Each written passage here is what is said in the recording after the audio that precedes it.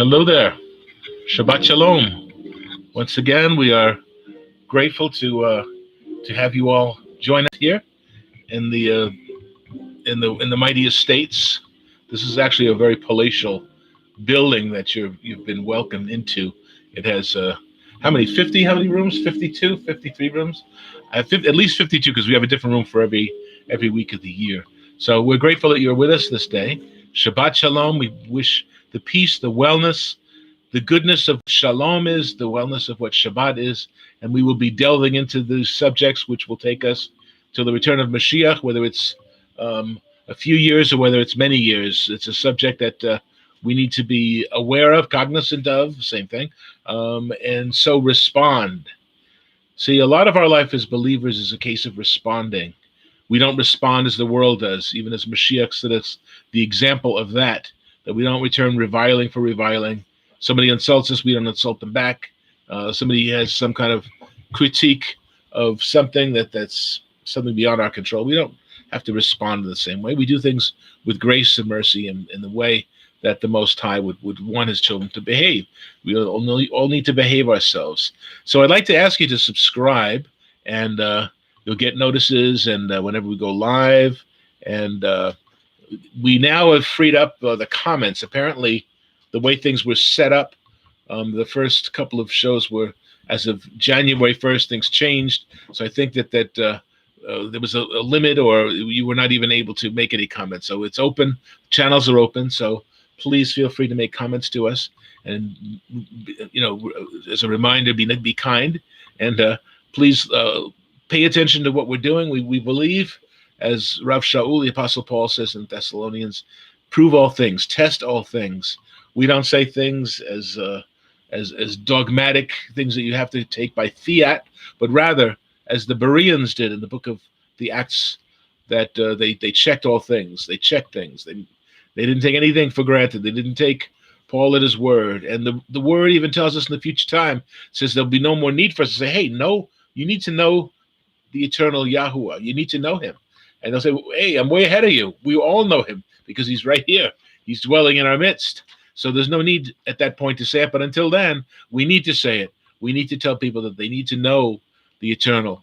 We need to know that they're considering the ways of Yah, that his ways are way above our ways until they become our ways. And that's the desire of the Most High. Not that we keep saying, oh, shucks, I can't do that. There's no way that I can be good. I can keep the commandments. I guess I have to sooner or later have to murder somebody or steal from them or commit adultery with someone, because we have to break the commandments. No man alive can keep the commandments.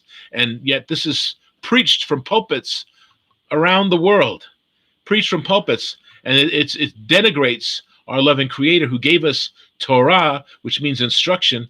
He gave us instruction that we can't understand. We get some furniture from IKEA, and we're reading the instructions in a foreign language. How are we supposed to put it together? I don't know. I guess the people at IKEA are pretty bad people. So our Elohim would be a bad person, a bad individual, if we can describe him as an individual. I mean, who he is so beyond us still. But we share the mind. We put on the mind of Messiah. But we need to know that he's given us instruction that we can understand, that we can do, and that's why he's given us the Ruach. That's why he comforted the Talmudim, the students, the disciples, by saying, look, I have to go, and I will send you the comforter. I will send you a comforter. And it is, in essence, himself. It is Elohim within us, Immanuel, the eternal Yah with us and in us. And that's the promise of the Brit Chadashah, which makes the new covenant superior to the old. Torah stays the same. Torah is Torah. Even as Messiah said, not one jot or tittle will be erased until everything, including the new heavens and the new earth, come about. So I don't think that's happened, Sometimes I sleep a little late. Sometimes I'm not put the news on right away to find out what's going on. But I'm sure if I were to wake up and there was a new heavens and a new earth going on, I'm sure I would know about that. But since that hasn't happened yet, he says the Torah will remain perfect condition, mint condition.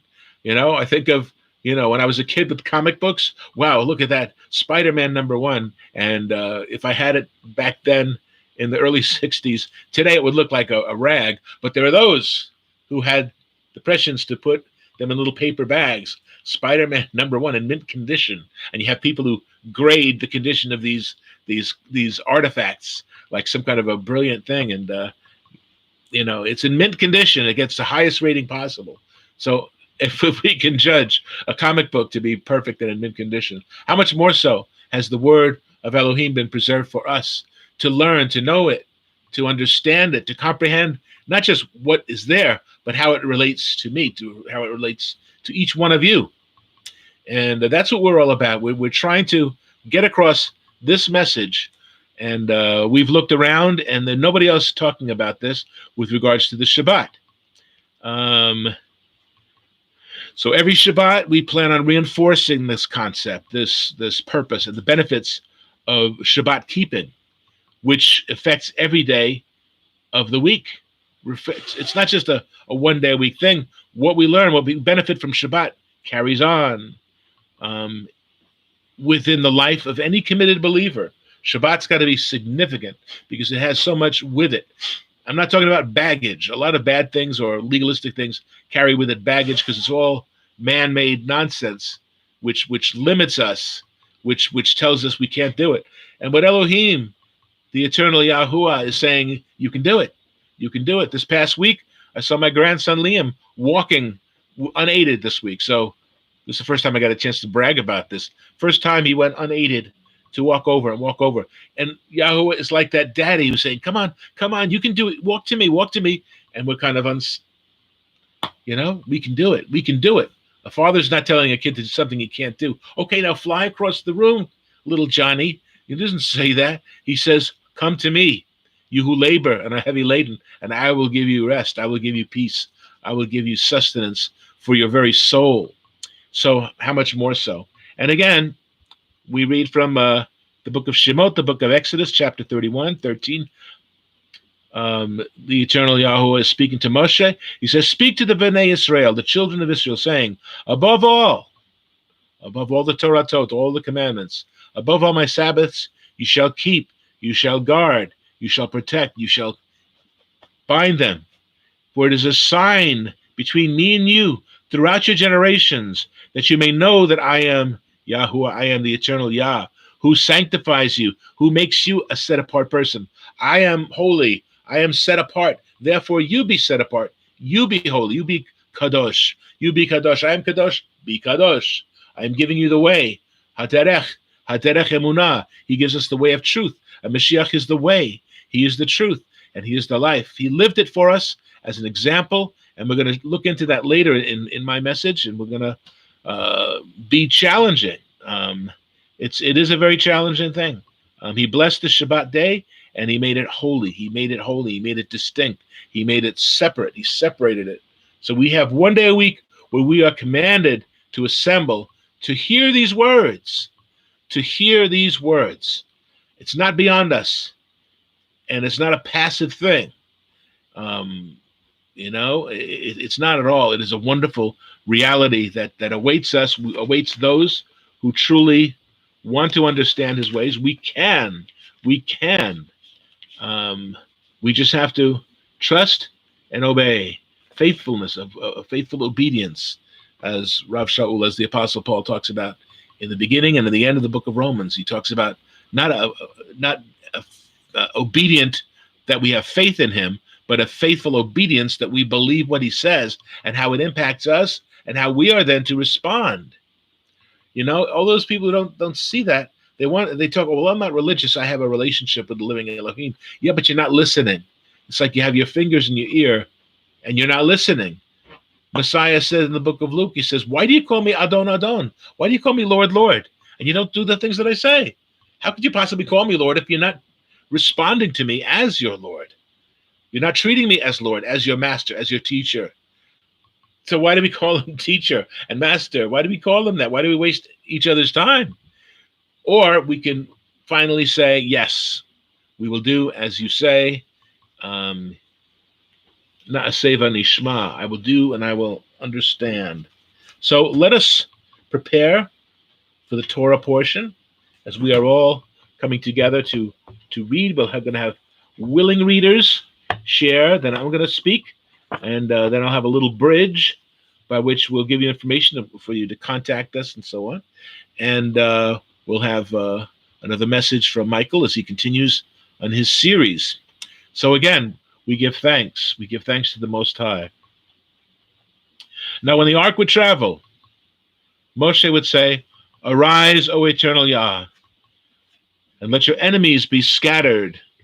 May those who hate you flee from before you.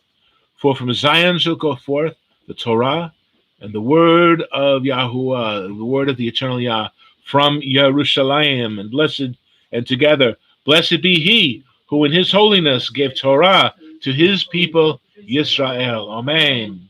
Ki metzion de'etzei Torah udvar Adonai me Yerushalayim. Amen. Amen. And we say the blessings.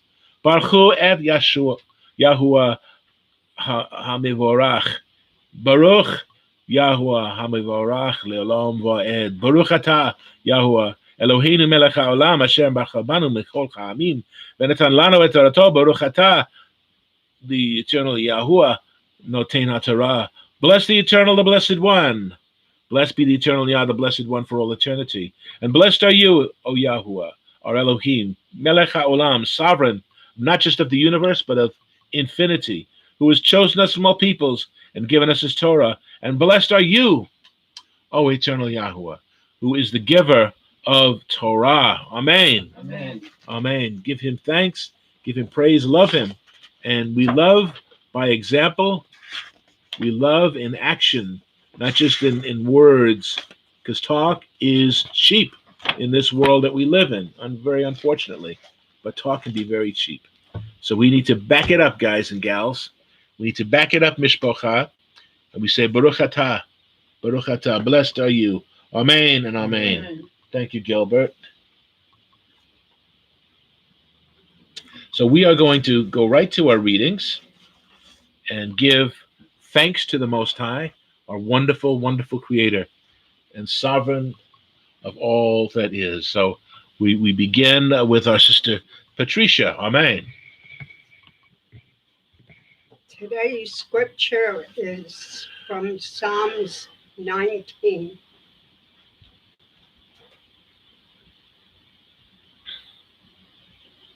The heavens declare the glory of Elohim, and the firmament shows his handiwork. Day unto day utters speech, and night unto night reveals knowledge. There is no speech nor language where their voice is not heard. Their line has gone out through all the earth, and their words to the end of the world. In them he has set a tabernacle for the sun, which is like a bridegroom coming out of his chamber, and rejoices like a strong man to run its race. Its rising is from one end of heaven, and its circuit to the other end, and there is nothing hidden from its heat. The law of the eternal is perfect, converting the soul. The testimony of the eternal is sure, making wise the simple. The statutes of the eternal are right, rejoicing the heart. The commandment of the eternal is pure, enlightening the eyes.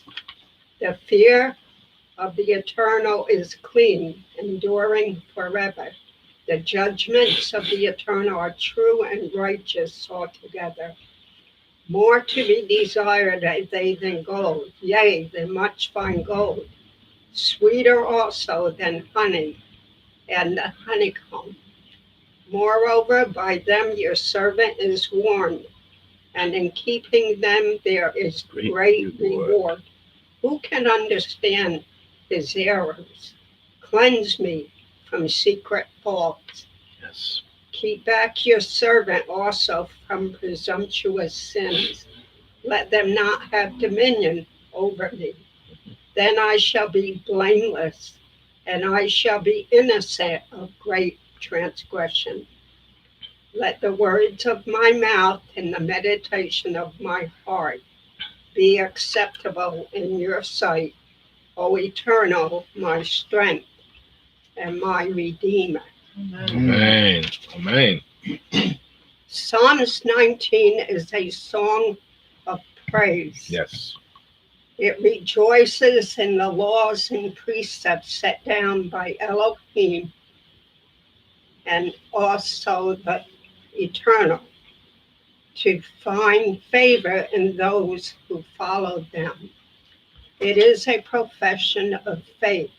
It begins with the law of Elohim, then the rules based upon the law, and finally, faith in Elohim. Essentially, it says if you follow Elohim's law in all its fullness, salvation is yours. Amen. Amen. Amen. I want to say shalom to William. We get your greeting there. Shalom. So good to have you with us again this day. And again, this is our eighth service. 5, 3, 8. And 8 is the number of infinity and eternity. The day beyond.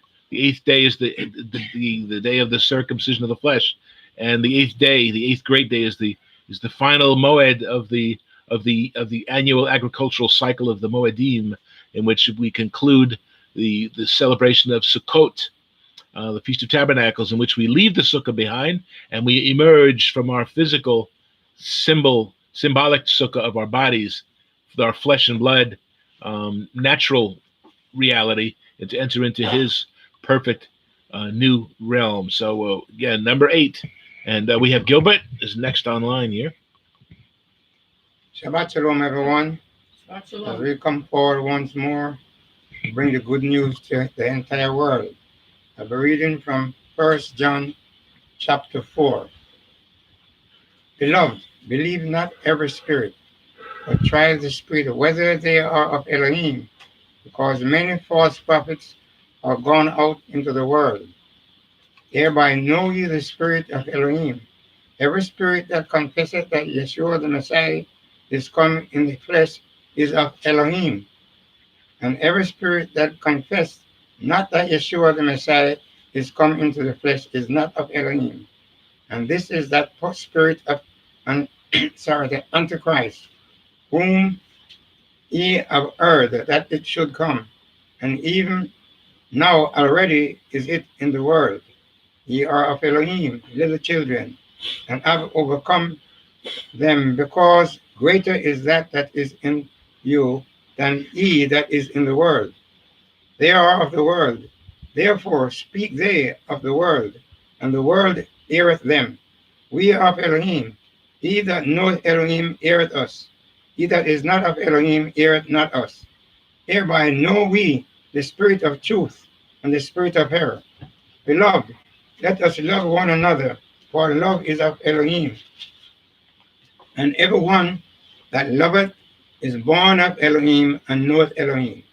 He that loveth not knoweth not Elohim, for Elohim is love. Right. In this was manifested the love of Elohim towards us, because that Elohim sent his only begotten Son into the world that we might live through him. Herein is love, not that we love Elohim, but that he loved us first and sent his Son to be the propitiation for our sins. Beloved, if Elohim so loved us, we ought also to love one another. No man hath seen Elohim at any time.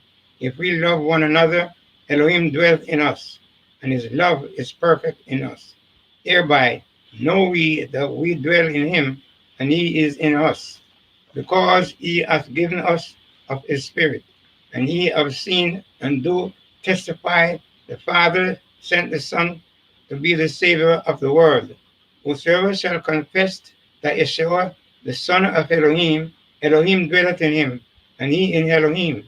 And we have known and believed that the love that Elohim hath to us. Elohim is love, and he that dwelleth in love dwelleth in Elohim, and Elohim in him.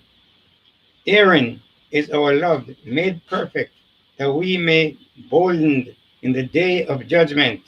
Because as he is, so are we in the world. There is no fear in love, but perfect love casteth out fear. Yes. Because fear hath torment. He that feareth is not made perfect in love. We loved him because he first loved us. If a man say, I love Elohim, and hateth his brother, he is a liar. For he that loveth not his brother whom he seen, how can he love Elohim who he hath not seen? And this commandment have we from him, that he who loveth Elohim love his brother also.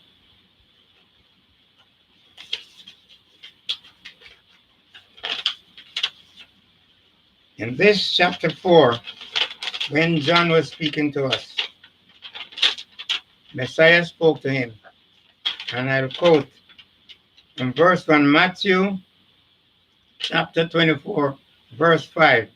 For many shall come in my name, saying, I am the Messiah, and dwell and shall deceive many, which is the Messiah is our true and living Yeshua. However, the adversary will be coming, and he will be deceiving many that he is the Messiah, which is not. Continue in verse 1. 1 Corinthians 12:3. Wherefore, I give you to understanding that no man speaking by the Spirit of Elohim cometh Yeshua, call it Yeshua accursed, and that no man can say that Yeshua is the eternal, but by the Holy Spirit. In verse 5, read in John 15, verse 19. If he were of the world would love his own. But because we do not of this world, but I have chosen you out of this world, therefore the world hateth you. Verse 12 of chapter 4. We read it in John 3, verse 16. For Elohim so loved the world that he gave his only begotten Son, that whosoever believeth in him should not perish, but have everlasting life. And in verse 21, we read in Matthew chapter 22, verse 37.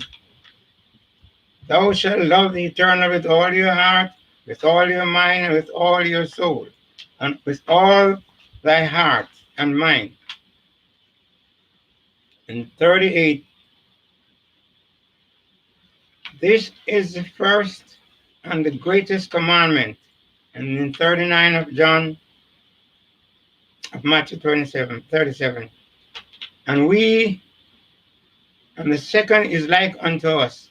Thou shalt love thy neighbor as thyself. In 40. And these two commandments are all the laws and the prophets. So if we do not love our brother, we cannot love Elohim. So at all times, these are the two greatest commandments. Love thy neighbor, love the eternal with all your heart, with all your mind, and with all your soul. The second is likewise on love thy neighbor as thyself. Amen. Amen. Thank you. Amen. Toda rabah. And again, as we've said before, that in that fourth chapter of Yochanan, the first, it says, every spirit that confesses Yeshua the Messiah has come in the flesh is of Elohim, and every spirit that does not confess that Yeshua the Messiah has come in the flesh is not of Elohim. And this is the spirit of anti-Messiah, which you have heard is coming, and this fact is now here.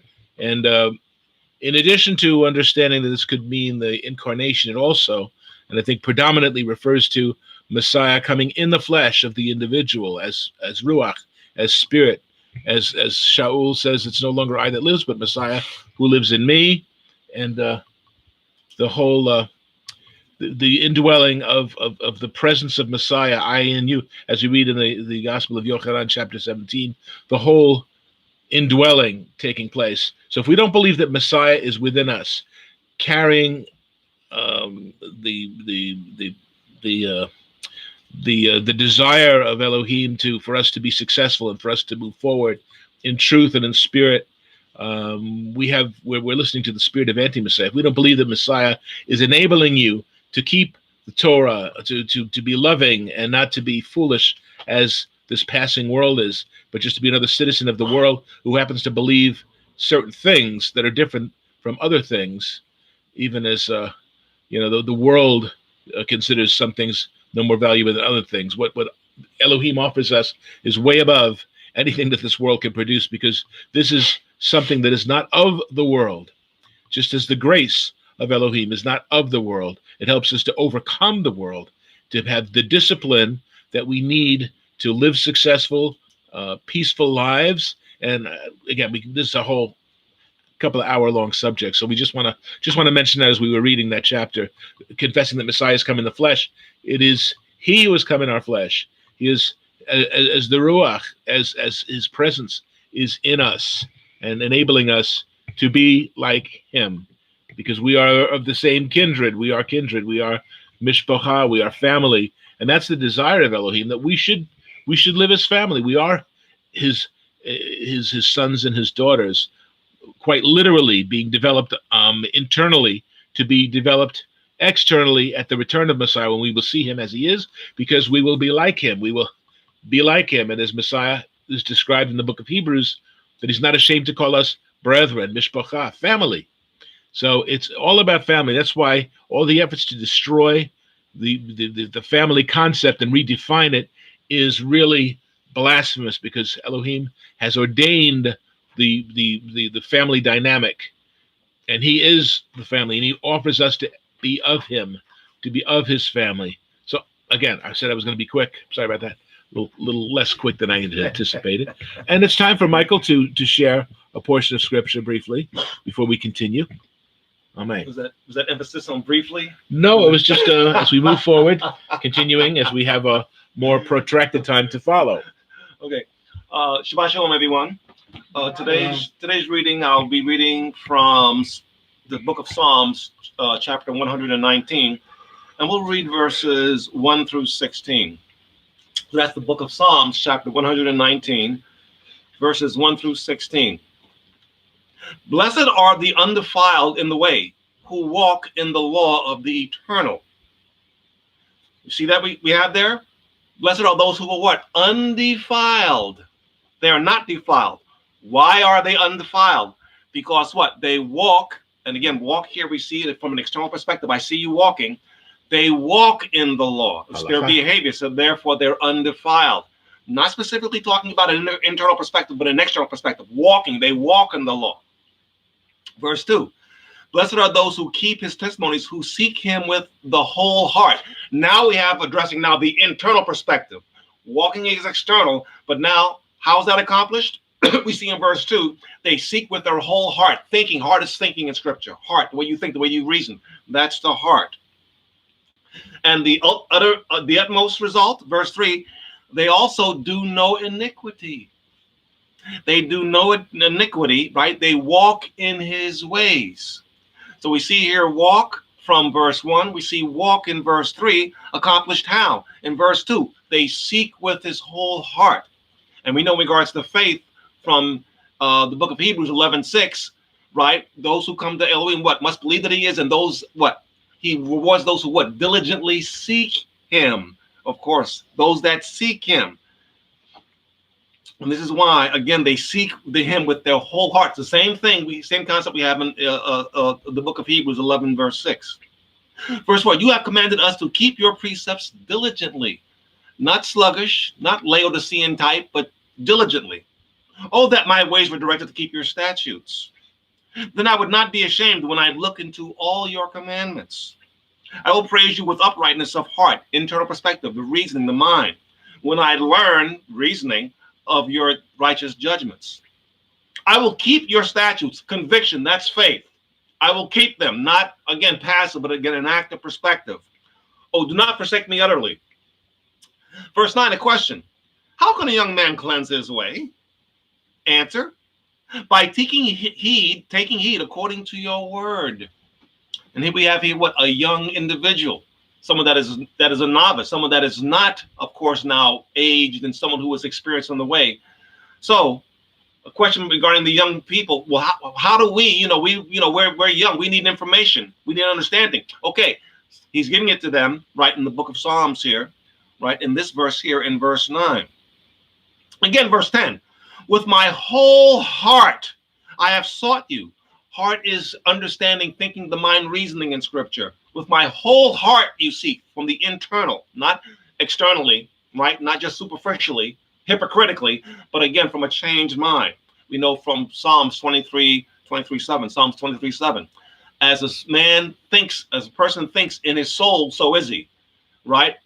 In regards to the heart, as you think, that's the way you are, not the external behavior, but your mind is really who you are. Continuing.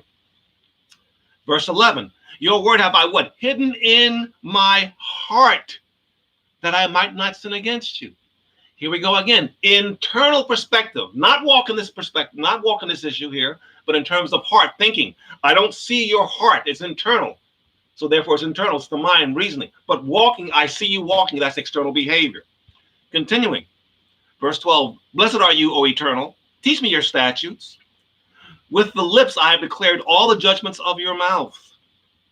And again, with the lips are external. You see the lips, but you don't see my mouth. When you go to the dentist says what? To see your teeth, he says what? Open your mouth, because he cannot see through your mouth. Mouth is internal. Lips are external, right? You see how the Eternal uses different words. They're not just little colloquialisms or little superficial things there. He's being specific in regards to internal and external. Continue, verse 12. Blessed are you, O Eternal. Teach me your statutes. Again, with my lips I have declared all the judgments of your mouth.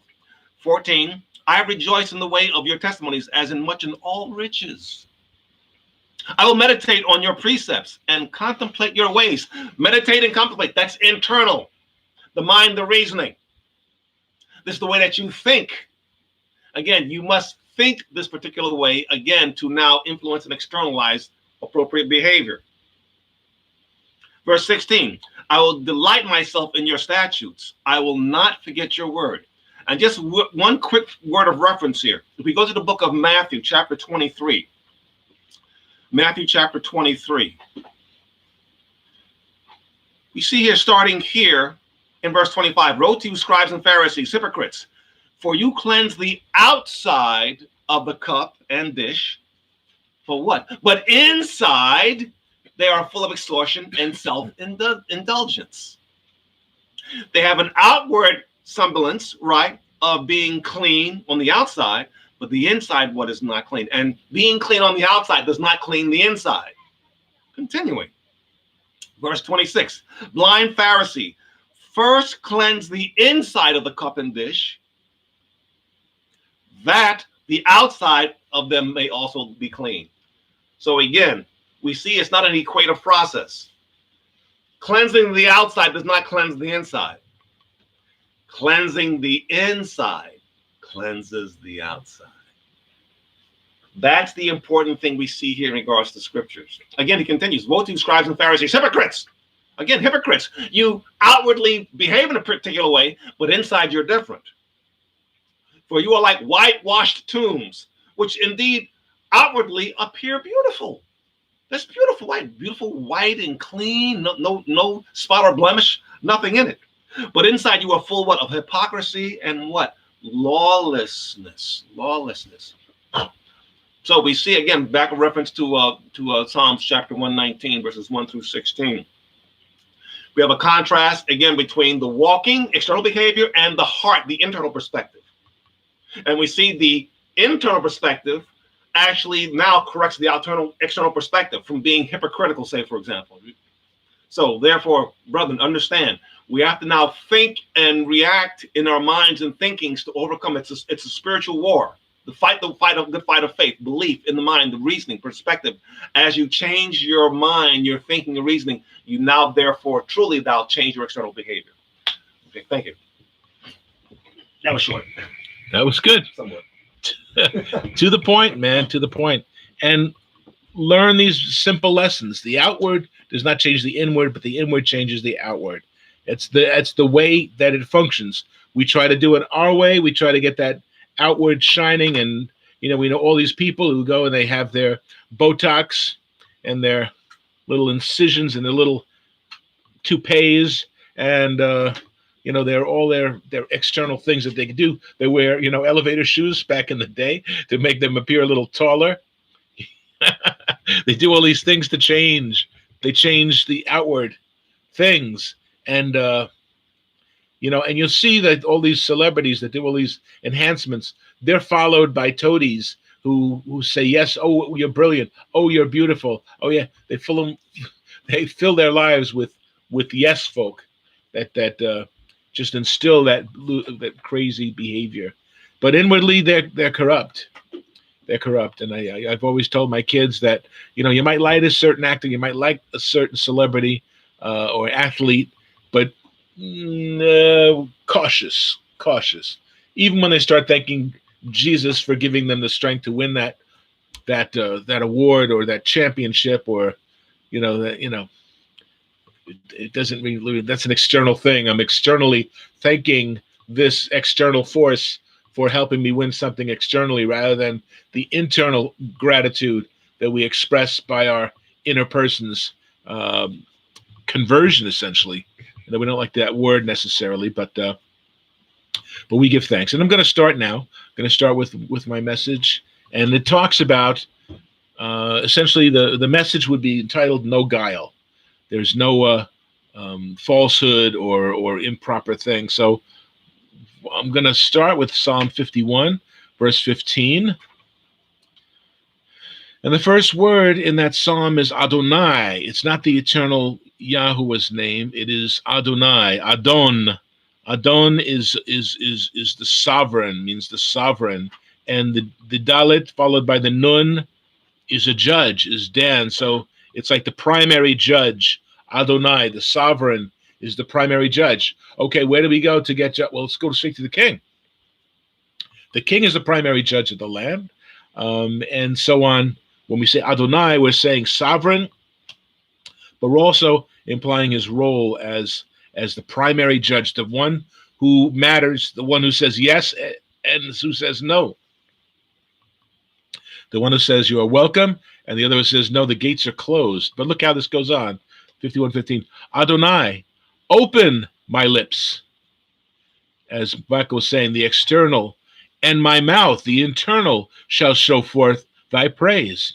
So the eternal reveals the phrase, the praise rather. And this is continued in Psalm 9, verse 14, where it says, that I may tell of your praise in the gates of the daughter of Zion. I will rejoice in your Yeshua. I will rejoice in your salvation.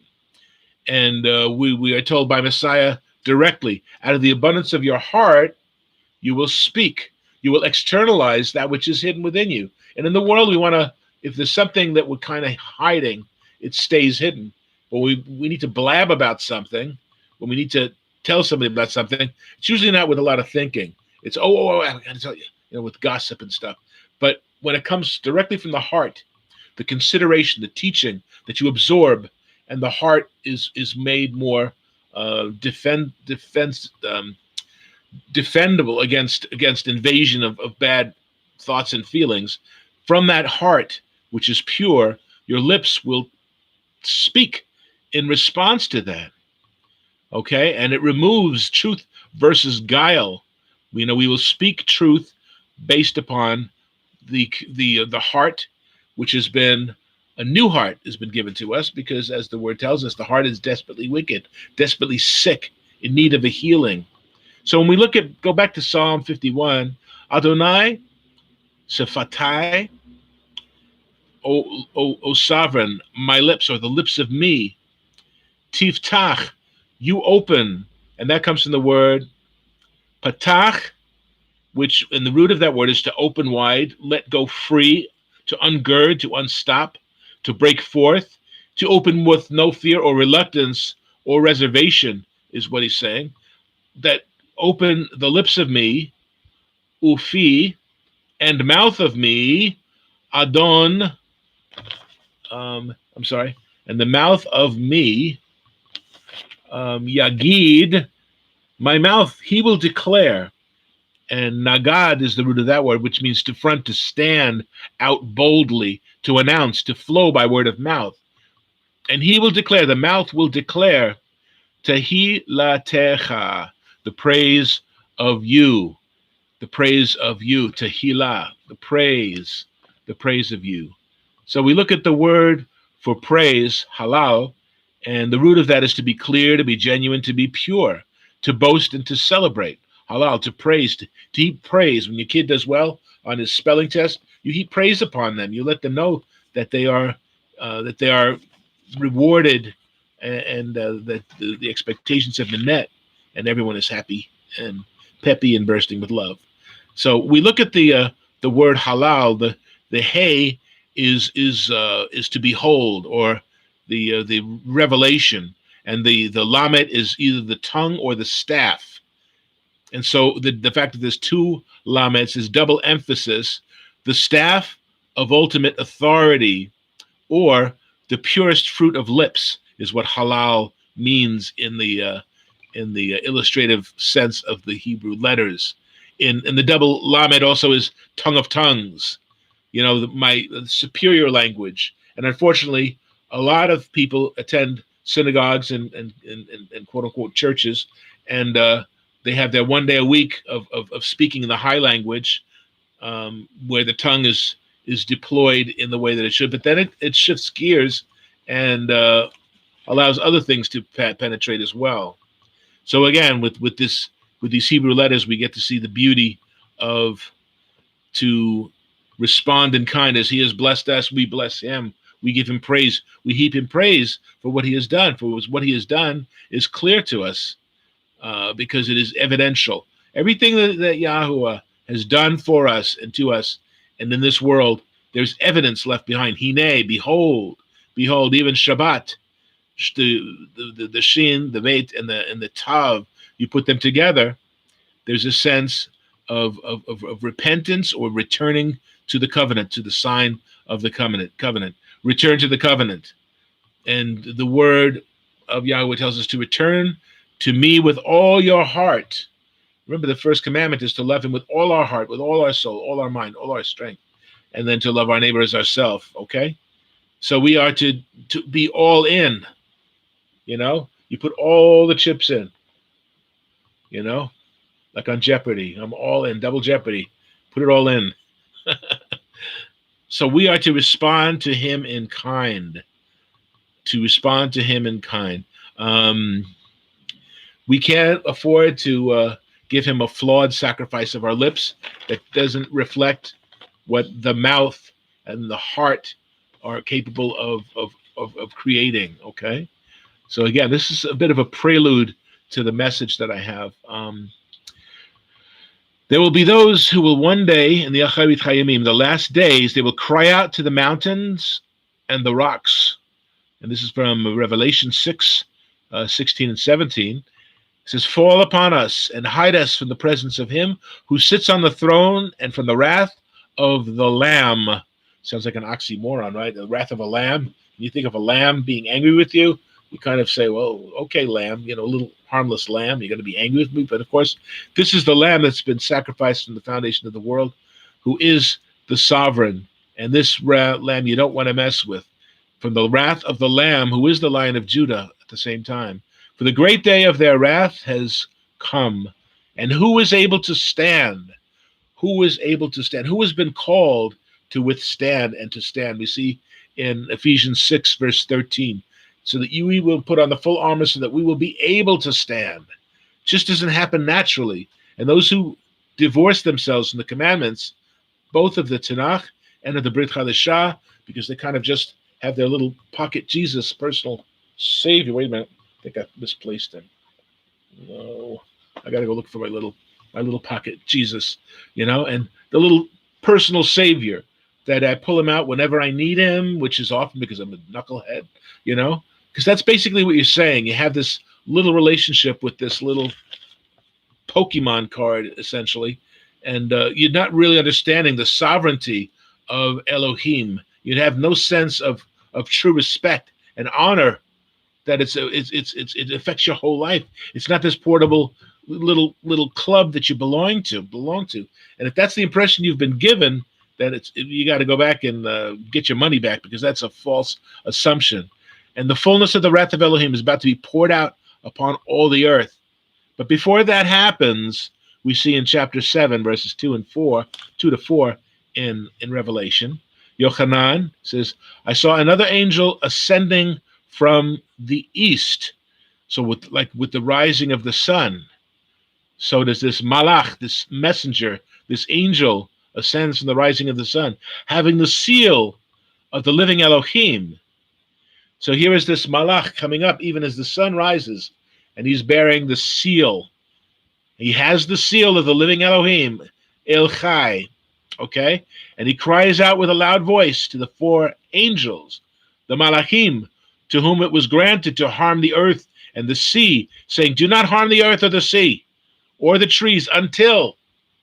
He doesn't say, don't harm them. He says, wait. Before you do that, I come with the seal. I have this seal of El Chai, the living Elohim. He's the Elohim of the living, not the Elohim of the dead, whose presence has been lowered into the grave and who sleep before Elohim.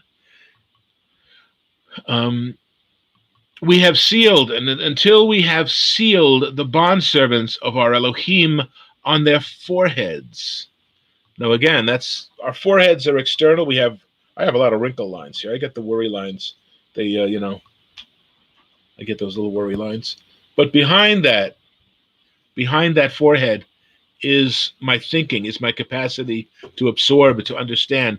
And that's also where the mind is, where the spirit of man merges with the brain to create the mind.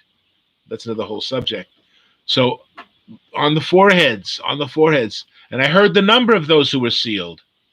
So again, they're very specific. 144,000 sealed from every tribe of the Bnei Yisrael, of the sons of Yisrael, 12,000 from each tribe.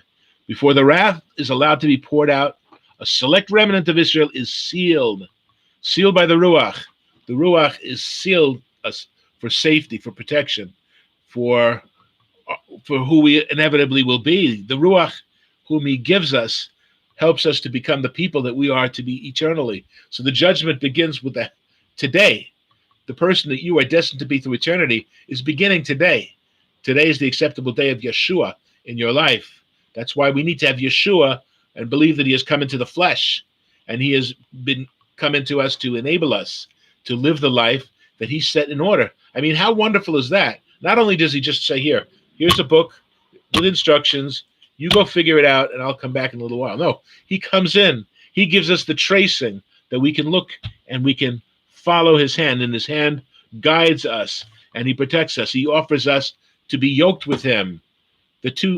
A yoke holds two. He's got the yoke on his neck, and he's saying, come, and my yoke is easy, my burden is light. Come and be yoked with the proper instruction, the proper lifestyle being lived for you to follow as an example, so that you won't suffer. You won't suffer the wrath of Elohim. Okay, so a specific number is given in contrast to the great multitude from 7 verse 9 of the Apocalypse, which no one counted, from every nation and all tribes and all peoples and all tongues. They will be protected from what is about to happen, because what is about to happen is going to happen. And this is judgment. It's going to happen. No matter how many people preaching pre-trib raptures in which when the going gets tough, we evacuate. We've hit the beach of Normandy, but wait a minute.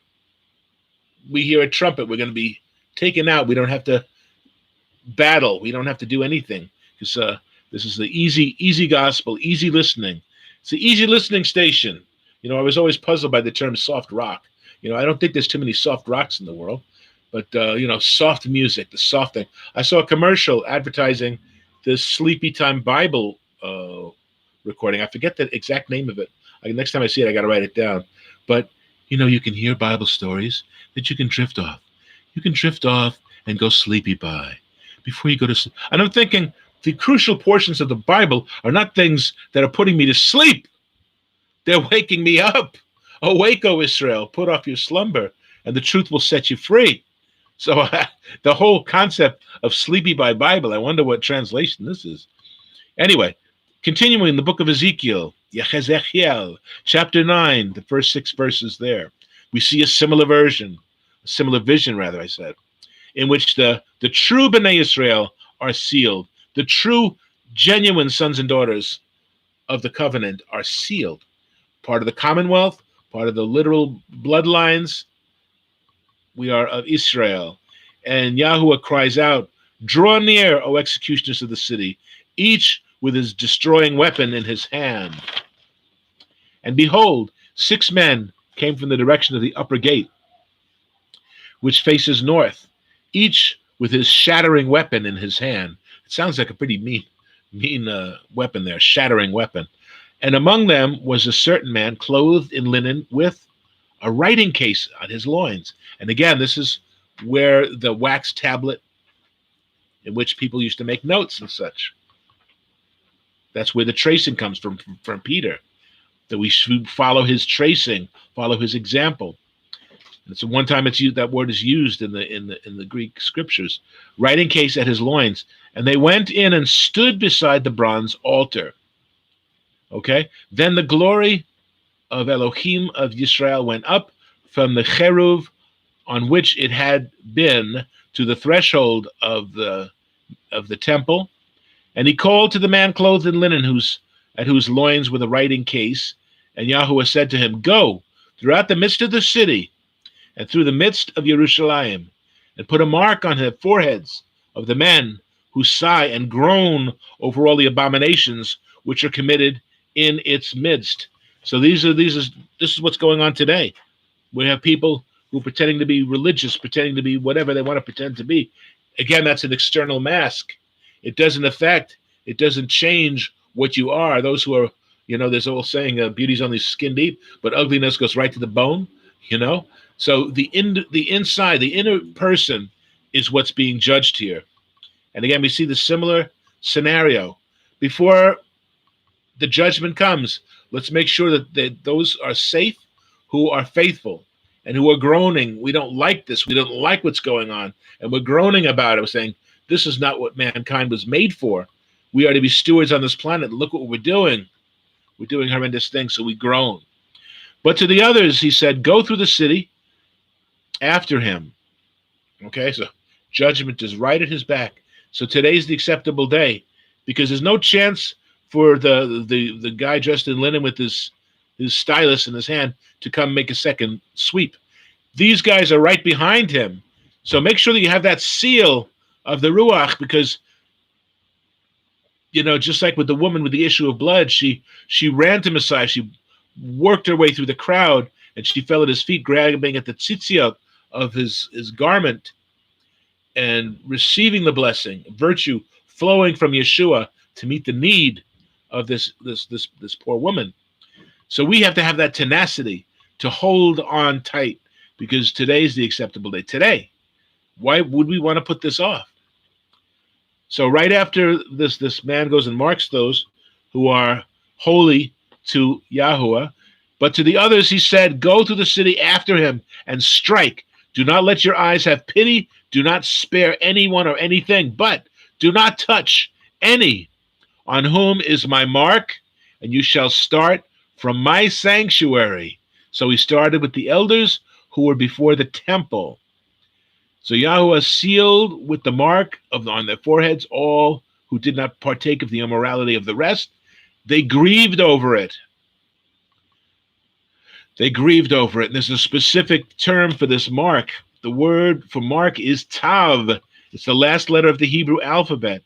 The last letter, the sign of the covenant, the sign of death, the X, the sign of death, even the symbolism of the tree of sacrifice from which Messiah hung was in that shape of an X, or however it was shaped. The idea, it was in essence a tav. It was the end of the road for the sinful nature. It was the end of the road for Elohim winking at the misbehavior of mankind. It's the end of the road.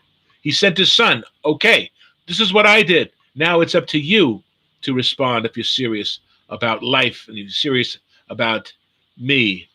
Okay? So the word for the mark is tav. And judgment begins at my sanctuary, for it is time for judgment to begin with the household of Elohim, it says in 1 Peter 4:17. Even in judgment, Elohim has a sense of order, a sense of what's first, what's next. The mark of Cain, we see that in Bereshit 4:15. Again, the mark of Cain protects him. And what is the mark of Cain? It's a tav. It's the sign of the end. It's the sign of the covenant, which again is the end of the carnal, the beginning of the spiritual. We enter into a world where we don't judge by the external, but by the internal, as we've been talking about already. So the 144,000 is sealed by Elohim. It continues in Revelation 14:4-5. It says, these are the ones who have not been defiled with women, for they are virgins. They are pure. And this is talking literally about those who have married or been given in marriage and are no longer virgins. No, he's not talking about that at all. The women are symbolic of defiled communities and signs of faulty thinking, and defiled with these things, for they are pure. They are pure. We are not defiled, and it's a very important concept to get straight, that we are not impure, but we are pure before him. We have to be. Okay? They are pure. These are the ones who follow the Lamb wherever he goes. If we're following the Lamb, where is there room for us to even consider these things? We're following him, even as these destroyers are following the one who is offering rescue to those who would respond accordingly in a timely manner. You know, how much more so? These are the ones who follow the Lamb with purpose, wherever he goes. If you want salvation, you have to take up your execution stake and follow me. That's the following. That's the pursuit. Death to self, the idea of being inconvenienced, the idea of being transformed, which is not an easy thing for us to do. These have been purchased from among men as first fruits to Elohim and to the Lamb. They are not their own. They've been purchased. So they follow the Lamb wherever he goes because he purchased us, because we are first fruits to Elohim and to the Lamb. And it says, no lie was found in their mouth. They are blameless. Again, no lie was found in their mouth. And this is, again, an internal thing. The mouth is sealed. The lips are sealed, but they're still external. They're still outwardly positioned. They need to open up in order for the mouth to speak. And that comes from Revelation 14:4-5. So there's no guile. No lie was found in their mouth. They are blameless. They are perfect. And again, this is coming at a time when the world is undergoing a great upheaval. So they are pure. They have not been defiled. And I'm going to show you where the idea of being defiled with women comes in just a little bit here. Towards the end of the wandering in the wilderness, Balak, the king of Moab, hires Balaam to place a curse on Israel. Balaam was unable to do so. He says, how shall I curse whom Elohim has not cursed? Even Pilate, that villain, who was removed from his office because he was too violent and unstable. You believe that? At this time, as he confronted Yeshua, there was something that he didn't allow to prosper. His wife told him to watch out, don't have anything to do with persecuting this man. And he went ahead and washed his hands, thought that external action would be enough to remove any guilt that he would incur. But he sentenced Messiah to death. He had the authority. You know, the Sanhedrin, the Kohanim, they had no authority to do it. They had to get Pilate to give his approval. So we don't overcome evil by inaction, but by doing good. And so Pilate and Balaam are of the same fruit in many ways. So Balaam was unable to do so. How shall I curse whom Elohim has not cursed? And how can I denounce whom Yahweh has not denounced? Let me die the death of the upright, and let my end be like his. And that's from Numbers, Bamidbar 23:5, 7, 8, and 10. So he's saying, let me die the death of the upright. But of course we know it didn't happen that way. So again, he's making this bold profession of hey, I can't do this. In many ways, it's sort of like what Kifa said. Hey, look, even though everyone else is going to deny you, I'm going to stick by you like glue, and I'm going to lash out at those who even attempt to do anything wrong to you. So he was not. But then, in fact, he comes up with a great suggestion. He counsels Balak and the Midianites to seduce Israel into immorality. He says, while Israel remains at Shittim, the people began to play the harlot with the daughters of Moab. So Moshe said to the judges of Israel, each of you slay his man you have joined them. I'm sorry. Each of you slay his man who have joined themselves to Baal of Peor. Then, behold, one of the sons of Israel came and brought to his relatives a Midianite woman in the sight of Moshe and in the sight of the Kahal Elohim, the congregation of Elohim, of the sons of Israel, Bnei Israel, while they were weeping at the doorway of Ohel Moed, the tent of meeting, or the tent of the appointed. Is that the word? No, Moed is the same word that we see in Leviticus 23, Vayikra, in which the 7 special Shabbatot are mentioned in context with the Hagim, the feasts of Elohim. Hagim or Hagot. I'm sorry, I don't have the context there. Again, while they were weeping in the doorway, and again, this goes back to the vision of Ezekiel. They're groaning. How is this happening? This guy's bringing this woman who is symbolic of those who want to seduce all of us, and this little microcosm of this defiled couple are apparently tolerated by some, but others are weeping. And then when Phinehas ben Eleazar, the son of Aharon the Kohen, saw this, he arose from the midst of the congregation, and he took a spear in his hand. Remember, have no mercy. Have no mercy. No mercy. Don't feel bad. This is what you got to do. Destroy. The destroyer has to destroy. And he went after the man of Israel into the tent and pierced them both through. So it sounds like they were actually in the act when he came into the tent and got a two for a shish kebab. So the plague on the sons of Israel, the Bnei Israel, was checked. And all those who died by the plague were 24,000, according to Numbers verse 1, 5 through 9, which means 2,000 from each tribe. So come on, people. They're in the wilderness. They're according to Balaam, Elohim does not want to curse them. And yet he comes up with a solution. How about we seduce them, looking at their Achilles heel and finding their weakness and exploiting that weakness?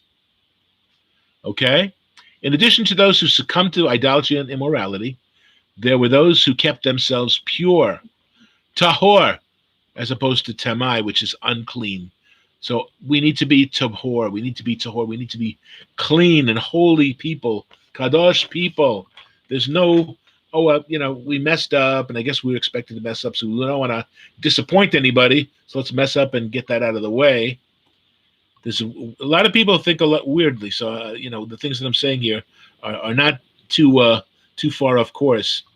So those who kept themselves pure, no plague or judgment came upon them. And then it continues, saying, then Yahuwah spoke to Moshe, saying, take full vengeance on the sons of Israel, the Bnei Israel, and on the Midianites. After this vengeance takes place, you will be gathered to your people. So Moshe had reached the top of his life. He had reached the end of his journey. It's like he's receiving the mark, the conclusion of his activities. Okay, take vengeance upon them, and afterward you will be gathered to your people. So the last thing he did was essentially what Phinehas did, or Pinchas did, is get rid of that leaven, get rid of the leaven. And sometimes it's a lot easier than other times. Okay, 1,000 from each tribe were armed for war, it says in Numbers 31, 1 through 5, and the 12,000 from each tribe of the 144,000, essentially, who were sealed for Elohim before the full wrath of Elohim is poured out, do battle for Elohim in a world of idolatry and immorality. It's no different today than it was then. We have to make sure that we are pure and undefiled now. Don't wait till somebody says, okay, now it's time for the 144,000 to start to be assembled. Now is the day where we receive the authority and the position within that community. Before the full wrath is poured out, we need to do battle in this world of idolatry and immorality. They cannot be men who will be seduced and defiled by Midianite women. They cannot be drawn away. They cannot be drawn away from their task. So they're committed to their task. They're not going to succumb to idolatrous behavior, which is harlotry, which is women. And I know it sounds misogynistic, but Elohim, the eternal Yah, refers to Israel's failures and falling away as harlotry, as being seduced by Midianite women. So we need to make sure that those who represent Yahuwah do not do these things, are not being seduced into harlotry. So here's a literal example that set the precedent of that whole term about Israel playing the harlot. Judah, Yahudah playing the harlot. This is what it's referring to. It all goes back to this event. It all goes back to this, and that mindset of pollution and being impure. We need to be clean. Okay? So let me continue. The 12,000 from each tribe, the 144,000, who are sealed for Elohim, Yahuwah, before the full wrath is poured out, do battle. Okay? We cannot be drawn away. We cannot express infidelity and still claim to be. I mean, that's one of the 10, right? One of the 10 commandments. No adultery. No adultery. And that form of adultery goes right up to the first 2 commandments, right?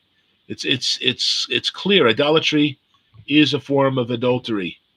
And the first 3 commandments, how we respect or fail to respect, goes to these things about stealing, about all these different commandments which come later. So it says, it continues in Revelation 14:5, again about the 144,000. No lie was found in their mouths. They are blameless. Blameless. And they are blameless because no lie comes forth from their mouth. In other words, their inner part was clean.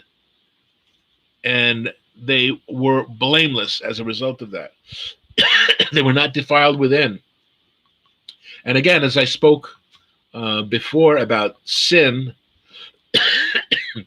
that the word for forgivable sin is trespass. For a believer, we can do something uncharacteristic. A word can escape our mouths, but it's not our frame of mind. It's not who we are. You know, we lose it for a second or whatever, but it's not who we are. We don't scheme. We don't plot. Any believer, anyone who calls himself a believer and schemes and plots to do evil is not of Yahuwah. It's just, it can't be. Read 1 John very carefully, and you'll see that to sin, you are of the devil. He's the schemer. He's the plotter. He's the one who seeks violence. If any of these things sound enticing to you, turn away from that way of thinking, and make sure that you are being insulated by the Ruach. So once we put on the full armor of Elohim, we are able to stand firm against the schemes of the devil, Ephesians 6:11. For the weapons of their warfare are not of the flesh. They are not something that will affect the flesh, but they're divinely powerful, okay, to affect us inwardly. So we have to use the same tactics. We're not fighting against flesh and blood. We're fighting against shadim, against evil spirits. Because they're not trying to make us look bad physically. They're looking to trip us up internally, make our mouths filled with vile poisons and toxins that our lips will eject and jettison with no concern for the damage it does. All the works of Elohim are done in truth. Psalm 111, verse 8. All the works of Elohim are done in truth. There's no hidden agendas. There's no, secret little, I'm plotting with this guy here to make you look bad or whatever. And that's for the 444,000 Israelites. We are told that no lie was found in their mouth. Actually, in their mouth, guile was not found. And again, that's the subject that I want to go into a little deeper. The word for guile is dolos. No dolos was found in their mouths. In their mouths is purity, is good things, not dolos. Dolos, if dolos is in their mouth, they are not of Yahuwah, they are not of Elohim. Okay, Yeshua described in the first chapter of Yochanan, he sees Nathanael and he hears some of his comments, which Yeshua describes Nathanael when he sees him as, "Behold, an Israelite indeed, in whom there is no dolos, there is no guile." There's no beating around the bush. There's no time for nonsense. There's no time for this. You gotta realize that today is a day of our growth. We can't afford to step back a couple before we move forward, because we're not gonna. It's like when you lose 10 pounds and you're not careful, you're gonna gain 15 back. And some of us have been struggling with this reality. But a true Israelite, behold, indeed an Israelite. In other words, Hine, here is an Israelite. Why do you say that? Because in him there's no guile. That's a true Israelite, is one in which there is no guile. There's no dolos. There's no nonsense. No nonsense. There's no time for this. No time for messing around or playing games with religion. Okay? Now, going back to the situation with Midian, after the war with Midian, no man of us is missing, it says in Bamidbar, Numbers, chapter 31, 49 and 50. Not one soul was lost in their battle against the Midianites. Aha! The 144,000 are pure and sealed for their task, and nothing can touch them. They knew that the hand of Elohim had been upon them and preserved them throughout the battle. And again, Revelation 7, verse 3, sealed on their forehead. Okay? But I will leave among you, or in your midst, a humble and lowly people. And I'm quoting now from Zephaniah 3, verses 12 and 13. Okay? Zephaniah chapter 3, 12 and 13. But I will leave in your midst, among you, a humble and lowly people, and they will take refuge, or they will trust in the name of Yahuwah. They will take name and trust in the name of Yahuwah. Again, in the name of, we're comforted in the name, but the fullest implication is we're secure in the teachings. We're secure in what he has to say. You know, some of these politicians look great. You know, they got the right outfits, but what are they? What are they? Just because they look like the role, what are they? What is their teaching?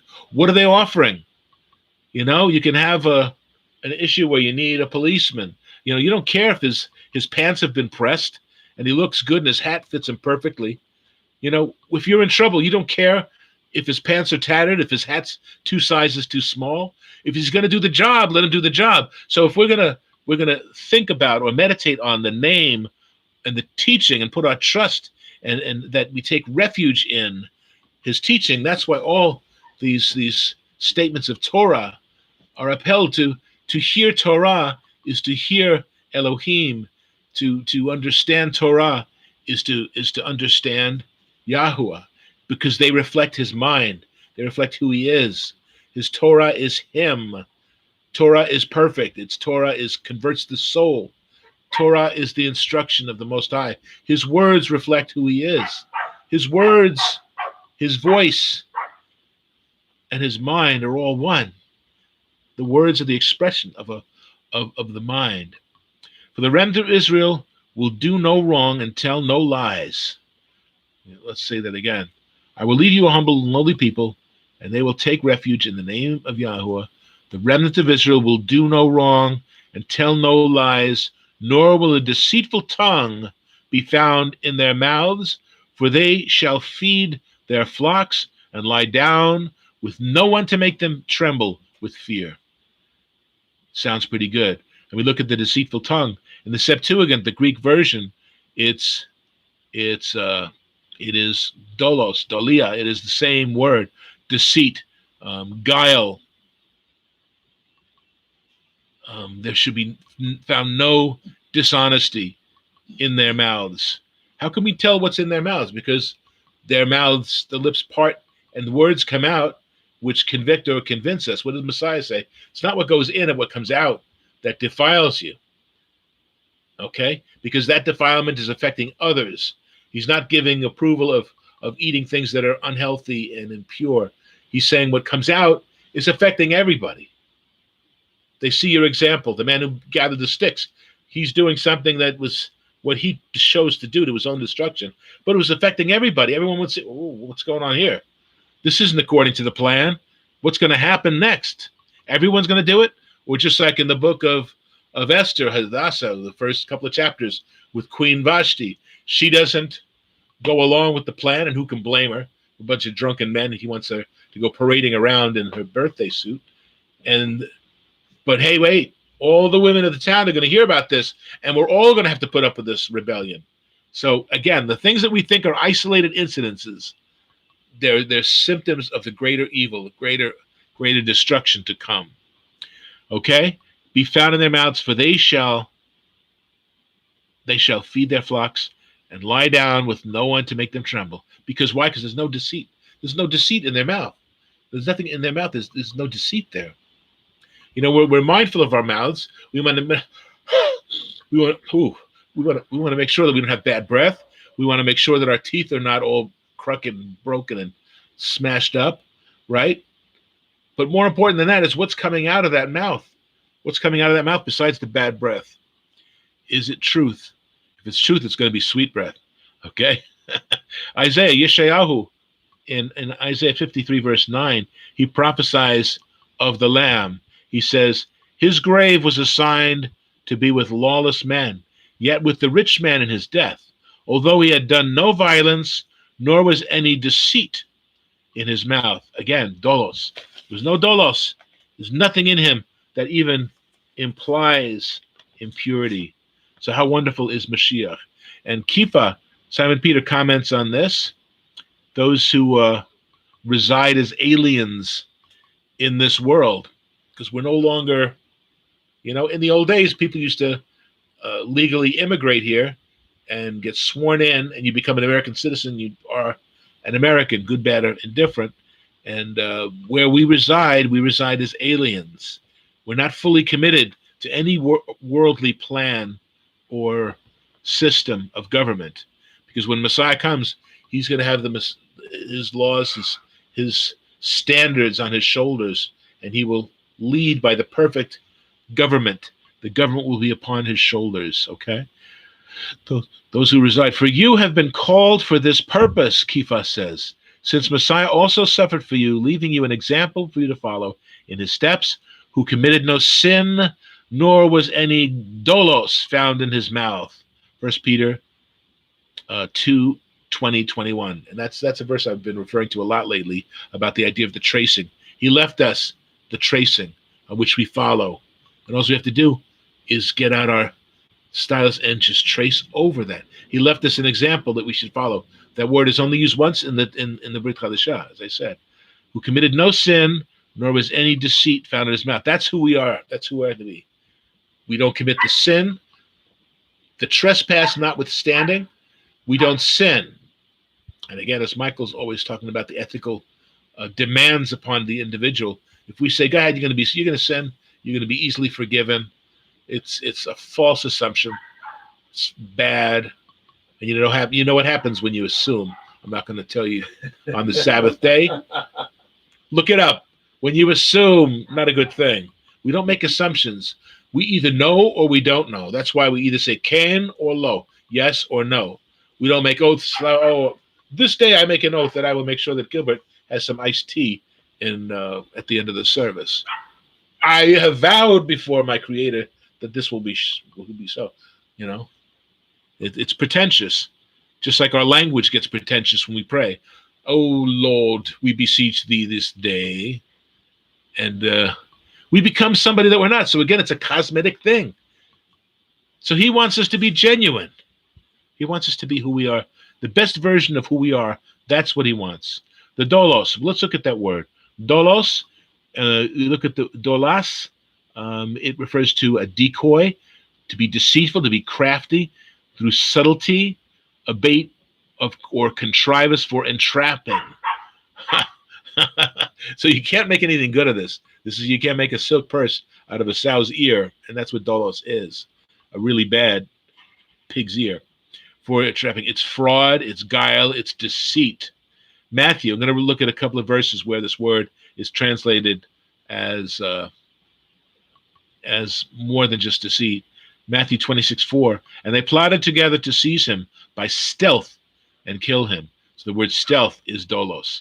Mark 7:20-22. What comes out of a man is what makes him unclean, and the deceit that follows. 1 Thessalonians 2:3 says, for the appeal we make does not spring from deceit or error or impurity or by way of deceit, by dolos. Psalm 32, we see the Hebrew of an equal word. Blessed is the man to whom Yahuwah does not impute iniquity, and in whose ruach, in whose spirit, there is no deceit. Ramia, which is a word for all you Strong's Concordance fans, 7423, which is treachery or deceit. There is no treachery. There's no treachery. When we think of treachery, we think of overthrowing kingdoms, right? Because it's a word that sort of brings into mind kingdoms and fiefdoms and hordes and sources. But treachery, it's like overthrowing a government deceitfully. Psalm 34:13. Keep your tongue from evil and your lips from speaking ramah, from speaking deceit.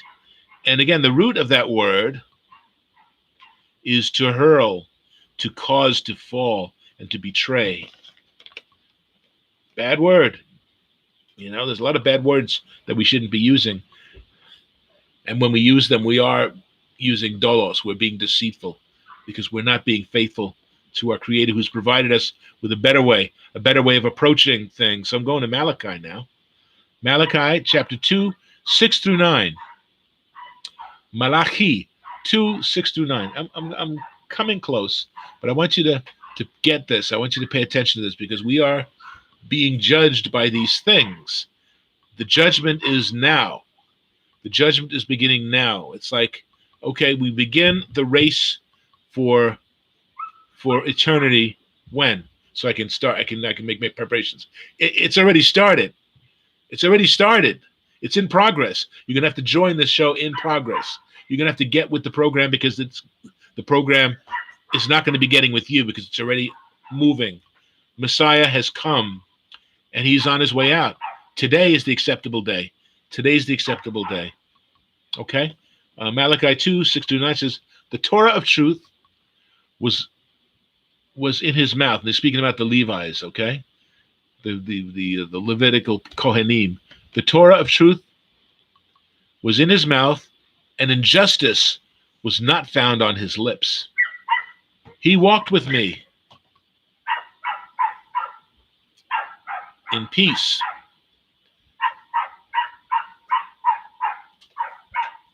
Can somebody go out there and shoot that dog, please? Thank you. See, he doesn't like that, but he's a dog, okay? It's okay. I hope that there's no dogs in our lives that disrespect the word as much as that guy does. Okay. The Torah of truth was in his mouth, and injustice was not found on his lips. He walked with me in peace and equity and turned many away from iniquity. Okay, so the walking with me, it reminds me of Eden. And again, Torah is not just, and I've heard people say, well, that the law is only for sinners. The law is only to tell us that we're awful sinners. And, that's you need to get re-educated. Okay, halakha is the way to walk. He walked with me. He teaches us the way to walk, the way to conduct ourselves, the way to think, the way to proceed with your life. And turn many away from iniquity. So the Kohanim, their responsibility was preaching repentance. And they turned many away from iniquity. For the lips of a Kohen should, doesn't say does, For the lips of the Kohen should keep knowledge, and people should seek the Torah from his mouth. So when we see the Kohen, we ask him a question. He's supposed to be such a shining example that we know that what he speaks is Elohim's voice. Okay? For the lips of a Kohen should keep or retain or guard the knowledge, and people should seek Torah from his mouth. For he is a malach, he is a messenger. In essence, he's an angel of the Lord of hosts, Yahuwah of hosts. But, and this is where we talk about big buts, and we're not making any criticisms here on your appearance necessarily. So there's a big but here. It says, but you, and now he goes, well, this is what you should be doing, but you have departed from the way. You've lost the seal. You've departed from the way. You knew the way, but you've lost your way. I've lost my way. Okay? You have departed from the way, haderech. You have caused many to stumble at the Torah. So instead of turning people away from iniquity, his conduct and his behavior and his manner of speech is drawing people to iniquity.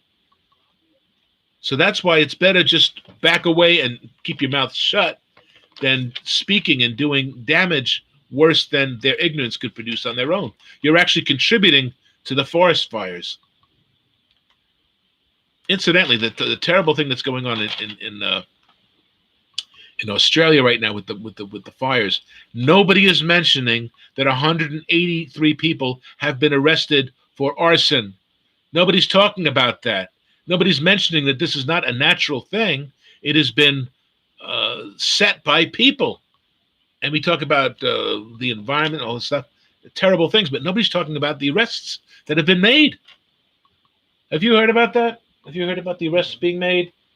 Over 180 arrests being made in Australia. See, nobody's hearing about this. They want to hear what they want to hear. Oh, it's global warming that's causing these fires. Yeah, okay. Yeah, okay. Okie dokie.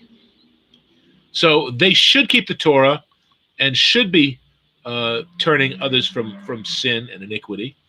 But when we lose our seal, when we lose our way, we actually cause many to stumble. And you have corrupted the covenant of Levi. And the covenant of Levi means the Kohanim were entrusted with this. And we are to be Kohanim this day. You know that? We are to be Kohanim, not according to Levi, but according to Melchizedek. He's the example of a true Kohen, okay? You have corrupted the covenant of Levi. Therefore, I also made you contemptible. I exposed your fraudulent behavior. I humiliated you. I stripped you of your clothing. I made you contemptible and base before all the people. Secret things you do in the quiet of your own debauched mind and lifestyle are being exposed to all the world, okay? Before all the people. Because why would Yahuwah be so vindictive here? Because you have not kept my ways, but have shown partiality in the Torah, and not just because we disrespected him, but because we have caused many to stumble and fall into iniquity. So again, get that portion there, Malachi 2, 6-9. What we should be doing is keeping Torah and being helpful to those who, when we speak, or actually speaking with the voice of Yahuwah, and we're leading others to turn away from sin, but by our contemptible behavior, we are actually leading people into further, deeper sins by what they're preaching. What they're preaching is contrary. What they're preaching is fraudulent. What they're preaching is damnable. So again, we don't like to point fingers, because again, point one at you and I got three pointing at me. All those sayings, a lot of cute sayings. But you know what? There's a lot of people who are preaching heretical stuff that's leading people into confusion, leading people into compromise, and justifying bad behavior. It just shouldn't be. And according to Yahweh, this will not be tolerated for much longer, because judgment begins with that. Okay, Ezekiel 13. Ezekiel 13:22. Because with lies and guile, essentially, because with lies you have made the heart of the righteous sad, whom I have not made sad, and you have strengthened the hands of the wicked or the lawless, so that he does not turn from his lawless and wicked ways, which would save his life. So not only are we withholding the cure, but we're pouring salt on the wound. Not only do we withhold bandages and let you bleed, you need to bleed a little bit first. We're actually causing the wound to become infected, and eventually, disease sets in and will kill you. So false shepherds, false prophets, false priests, bad shepherds, were people who were looking more for a vocation than inspiration. Well, I want to make sure that yes, I belong to a messianic group, but I'm getting paid to preach a message on Sundays against the law, and I'm going to dedicate that money to building, a better building. We need the parking lots a little pothole filled. So in order to benefit us, we're going to continue to preach error to them, because it's always us and them, not a we, not an us thing. It's an us and them thing, and their thing. So I can talk about, Christmas mornings. I can talk about Easter Sundays. I can talk about all this stuff. And even though I don't believe it myself, I'm a gourmet chef, so I'm allowed to cook. The kitchen is my domain, and I got lots of saucy and tasty ingredients. So this is horrible. This is horrible. And this is the conviction in Ezekiel. Jeremiah 23. Jeremiah 23 is another one of those chapters that'll make your hair stand on end. I'm looking at verse 16 of 23. Thus says Yahuwah, the eternal Yah, do not listen to the words of the prophets who prophesy to you. They make you worthless. So they are worthless. They've been exposed. They are corruptible and base. And guess what? The blind lead the blind into the pit. They both fall in. They both fall. But I didn't know. I was told. It's like your 401k. Okay, what you do with your 401k is you forward this and you just write to me and just send it to me. And, I'll take care of everything for you.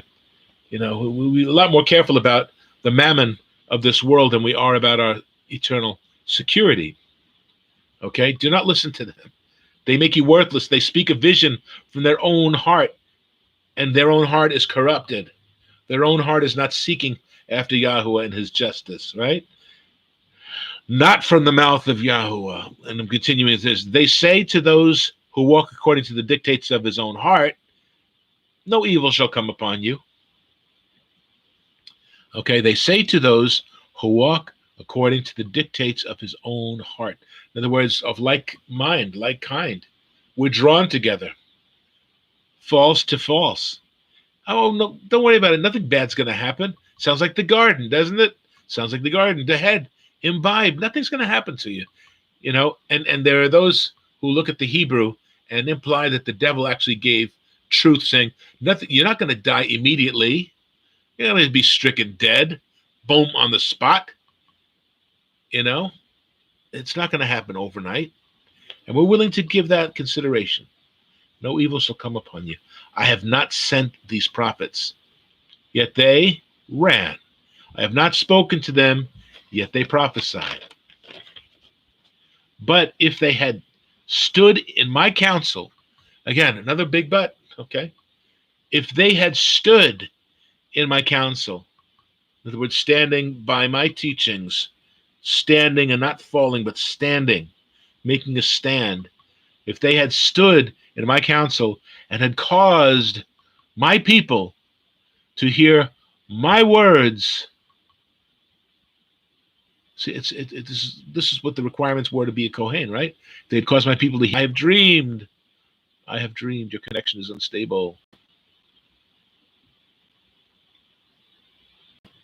Okay. Okay, I don't want to lose you. Okay, 134.51. Okay, I hope you were there. Just got a little notice that something wasn't cool. I'm hoping you're hearing it. I have heard what the prophets have said, who prophesy lies in my name, saying, I have dreamed, I have dreamed. How long will this be in the heart of the prophets who prophesy lies? Indeed, they are prophets of the deceit of their own heart, who try to make my people forget my name and my teaching and who am I, what is my character. I try to make them forget how I am by their dream, okay? Who try to make my people forget my name, my teaching, my all in all by their false dreams. Next, I'm going to go to Psalm 19. Psalm 19.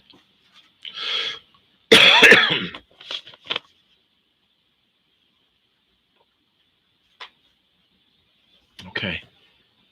Psalm 19. I'm going to start with verse 7. For the Torah of Yahweh is perfect, converting the soul. The testimony of Yahweh is sure, making wise the simple. The statutes of Yahweh are right, rejoicing the heart. The commandments of Yahweh is pure, enlightening the eyes. The eyes are the window of the soul. It enlightens us. So the eyes being external still invite us to the internal, the window. The fear of Yahweh is clean, enduring forever. The judgments of Yahweh are true and righteous altogether. There's no guile or artificial ingredients, right?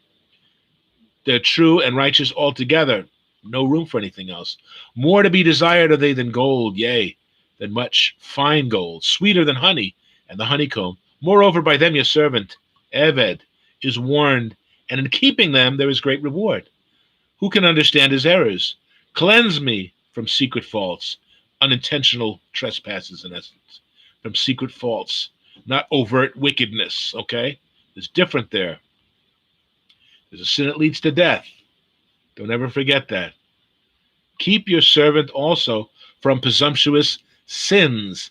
So as opposed to secret, unintentional things, trespasses, to presumptuous, high-handed sins. Let them not have dominion over me. Then I shall be blameless and shall be innocent of great transgression. So if we live by this rule, they will not have dominion over us.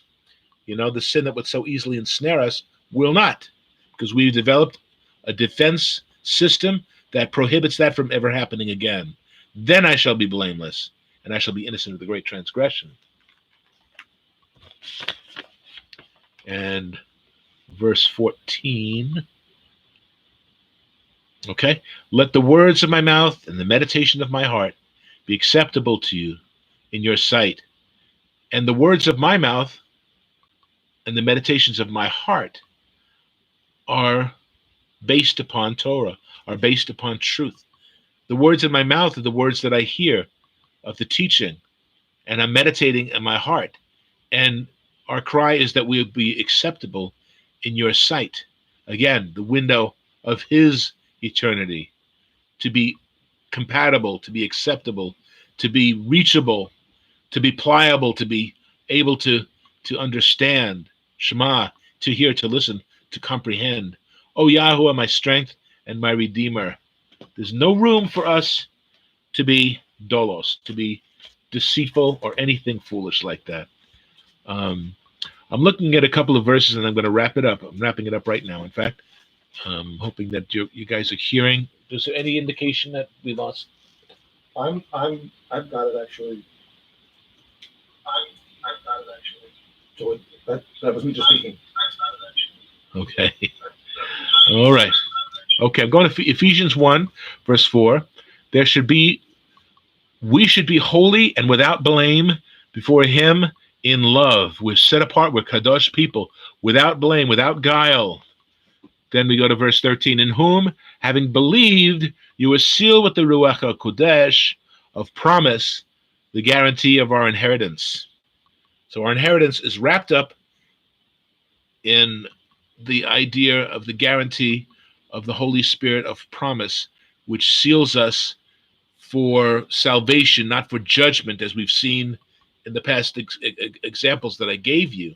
Just as Messiah now leads us in the tracing of his example, we learn from the examples of the past, and also of the future with regards to the seal of the 144,000. Okay, if we go further in Ephesians chapter 4, verse 29, it says, "Let no corrupt word proceed out of your mouth, and what is good for necessary, but what is good for necessary edification, that it may impart grace to the hearers.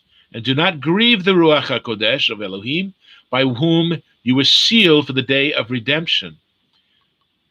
So, what are they saying? You corrupt words, let no corrupt words, but only words that are tov, that are good, necessary for edification, essential for training and grounding us in absolute truth. And that's what we're trying to do. We're flying in the face of a lot of stuff that's being preached out there, and there's no pride in doing this, but it's an urgent cry that we fully understand what the implications are in His Word. Okay, so we preach what is good, necessary for edification, and that these words might impart grace to the hearers. And do not grieve the Ruach of Elohim, by whom you were sealed for the day of redemption. Now, I'm wrapping this up, but I wanted to look at one other thing here.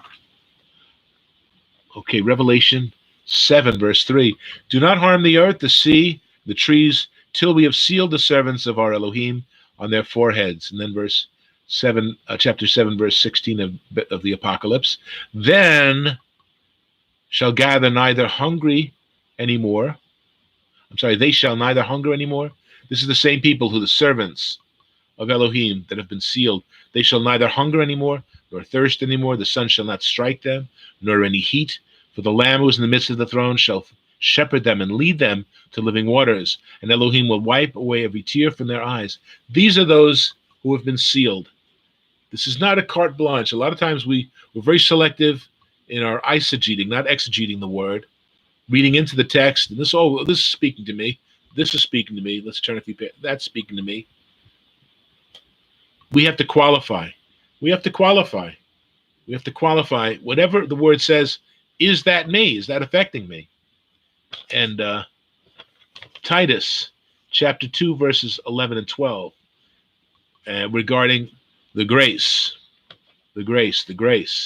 "For the grace of Elohim, which brings salvation." So the grace of Elohim brings Yeshua with it, with salvation. It's the saving agent of Elohim. "Has appeared to all men." And this same grace teaches us that it denies ungodliness and worldly lusts. We should live soberly, righteously, and godly, ethically in this present age. So the grace, there's a lot more. And my hope, and hear me out, my hope that you develop a new definition for grace, that it is not unmerited favor. It's not a something for nothing, get rich quick Ponzi scheme of Elohim. It's quaint. It sounds good. It sounds, wow. It's like those commercials. You can get $5,000 a week for life. Whoa, okay. Sign me up. Sign me up. Then we look at our jobs and say, well, who needs you? You know, it's not an earn while you learn program either. It imparts wisdom and strength through the Holy Spirit to say no to godlessness, etc., and say yes to faithful obedience. The grace of Elohim, and I'm going to wrap it up with that, it teaches us to say no. In this present age, we have the grace, if it is teaching us to avoid and to deny, not just to avoid, but to deny these things, such as worldly lusts, and that we should live soberly, we should live properly and righteously in this present age. It's not something that happens with the return of Elohim. It's not something that happens in the new heavens and new earth or the millennial kingdom. It happens in the present age, to act ethically, to trial pass through your mind of what is acceptable behavior, and the foolishness of believing that, you know, everything goes, anything goes. It's just not worth it. It's not worth taking that chance. Okay, so I stop here for a moment before we continue with Michael. I just want to give you the opportunity to reach out to us and communicate to us, we should have the comments open today. So again, if you want to contact us the old-fashioned way, write to Beth Tefilah, House of Prayer, Beth Tefilah, Messianic Congregation, Inc., INC, and I'll give you the post office box, P.O. Box 170384, and that's Ozone Park, New York, 11417, 11417. So I want to also say a brief prayer. Avinu Malkeinu, our Father, our King, we come before you this day, Abba, and we have a lot of people listening, either live or later on, Abba, and as you hear our cry, as you respond to us, Father, we just pray that you would touch hearts and lives, meet the needs of all the families, of all the individuals that are paying heed, that are giving heed to your words, Abba, and that they would come to fruition, they would come to their destiny with a deeper understanding, not because of the simple words that we can mouth and teach. This is not our teaching. We don't claim, we don't have copyright over it. We don't have anything that would make this unique to us. It shouldn't be unique to us. Just like your word says, they should be keeping the knowledge. They should be doing this. They should be doing that, the Kohanim. So help us this day, Father. Help us to be refined, to do right, and to do well, and to do better. And we give you thanks this day for all things in Yeshua's holy name we pray. Amen. One last thing, one fun thing, one blessed thing that I just wanted to run past you. And you might be way ahead of me with regards to the book of Bereshit, chapter 5. You familiar with that? The chapter 5 of Genesis, Bereshit, in which the gospel is presented through the names of the various patriarchs. And I'm going to give definitions as I go along. First is Adam, which is man. The second is Shet, or Seth, which means compensation or sprout. Enosh, which is Enosh, that's pretty straightforward, is mortality. The next name is Kenan, or Kenan, right? It refers to one who is acquired or begotten, or it's also sorrow. Okay? Mahalel is splendor. Yared, or Jared. Yared is he will descend. He will descend. Chanoch, or Enoch, is teacher. Methuselah, Metushalach, is his death shall bring. Because remember, he died at the beginning of the flood. In fact, they counted 7 days. So perhaps they were sitting Sheva for the passing of Methuselah. Okay. The next is Lamech, which is the despairing, or the overthrower, or could even be the wild man. The despairing is the most common definition for Lamech, the one who despairs. And Noach is rest or comfort. So when we put all those names together, we actually form in a very unusual small paragraph or sentence. And it goes as follows. Man has appointed mortal sorrow, but the blessed Elohim shall come down with teaching, and his death shall bring the despairing comfort. So it's very interesting how that those names line up to present essentially the gospel message. His death shall bring those who despair comfort. Amen. Because man has been appointed mortal sorrow through our transgressions, but the blessed Elohim shall come down teaching. We know that Mashiach, fully Elohim, came down from heaven. No one has gone up to heaven but the one who came down, Mashiach said. He's come down and has given us his instruction, and his death shall bring those who despair comfort. So interesting, eh? So that's Genesis chapter 5. Look into that and see for yourself. It's pretty cool. So again, I thank you for listening up to this point so far, an hour and 50 minutes in. So I turn it over now to Michael, who will now confuse you, who will now teach further on the deep subjects that have been on his heart and on his mind with regards to Shabbat and ceasing and being Kadosh people. Amen. Oh. Yes.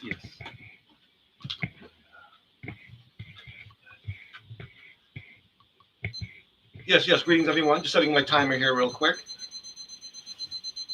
I need to get a little closer because I'm going to be using the board here. I've been in some numbers here. Well, you can take that with you too. What's that? The board. You can bring the board over there. I can bring the board over there? Yeah. I am. Okay. I'm going to bring the board like right here. Gotcha. Right, so like people can see. Okie dokie. All righty. Let me just move my props over a little bit. Get more props today. Today, we're going to be covering again some of the lexical issues regarding the word Shabbat. Now, Robert in the past has covered, in regards to the meanings of the different letters, like Aleph means father and Beit means house and so on and so forth. And also you've noticed that he did different combinations. He would talk about two letters together and then a third one, in a sense, separate, as in a sense, having a different nuance in contrast with the other words, with the other, the other two letters here. What we're going to be looking today is that you take a look, each of the Hebrew letters, they also figure a number. Now, there are different numbering systems in Hebrew. We're going to be using the 1 through 22 method. In other words, Aleph is 1, Beit is 2. Say, for example, a Yud is 10, Kaf is 11, all the way up to Tab, which is 22. And we'll see that essentially all of the Hebrew numbers have meanings to them. They're not just something that's arbitrary, but they all have meanings. So that's what we're going to look at today. And of course, our framework will be in regards to Shabbat. Now, again, Hebrew, right to left. Shabbat. Shabbat. Here we have Shabbat. Now, just a real quick thing in mentioning, and it came to mind, that, what is the most referred to commandment in the New Testament? What is it? Is it adultery, murder, stealing? What is the most referred to commandment in the New Testament? Guess what? It's the fourth commandment. You know how in the Gospels it talks about and Yeshua did this on the Sabbath day, on the Sabbath day he did this, and he healed on the Sabbath day, and he went into the synagogue on the Sabbath day, blah, blah, blah, Sabbath day, over and over and over and over again? Actually, in the New Testament, the actual word Sabbath occurs 60 times. 60 times. Say, for example, the word steal in the New Testament occurs 11 times. Kill occurs 47 times.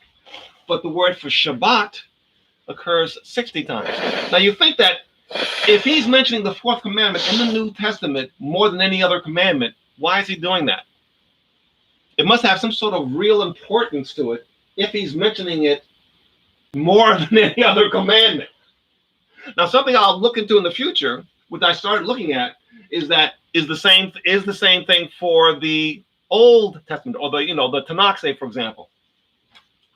And I looked and studied, and I saw that the word Shabbat, the word Shabbat altogether, it appears like 100 and I think whatever, it was so many times.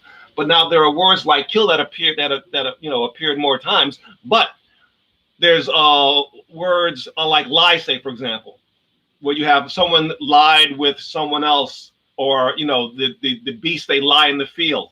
So it doesn't have, in a sense, the connection with the issue in regards to murder. So I have to look at those numbers there.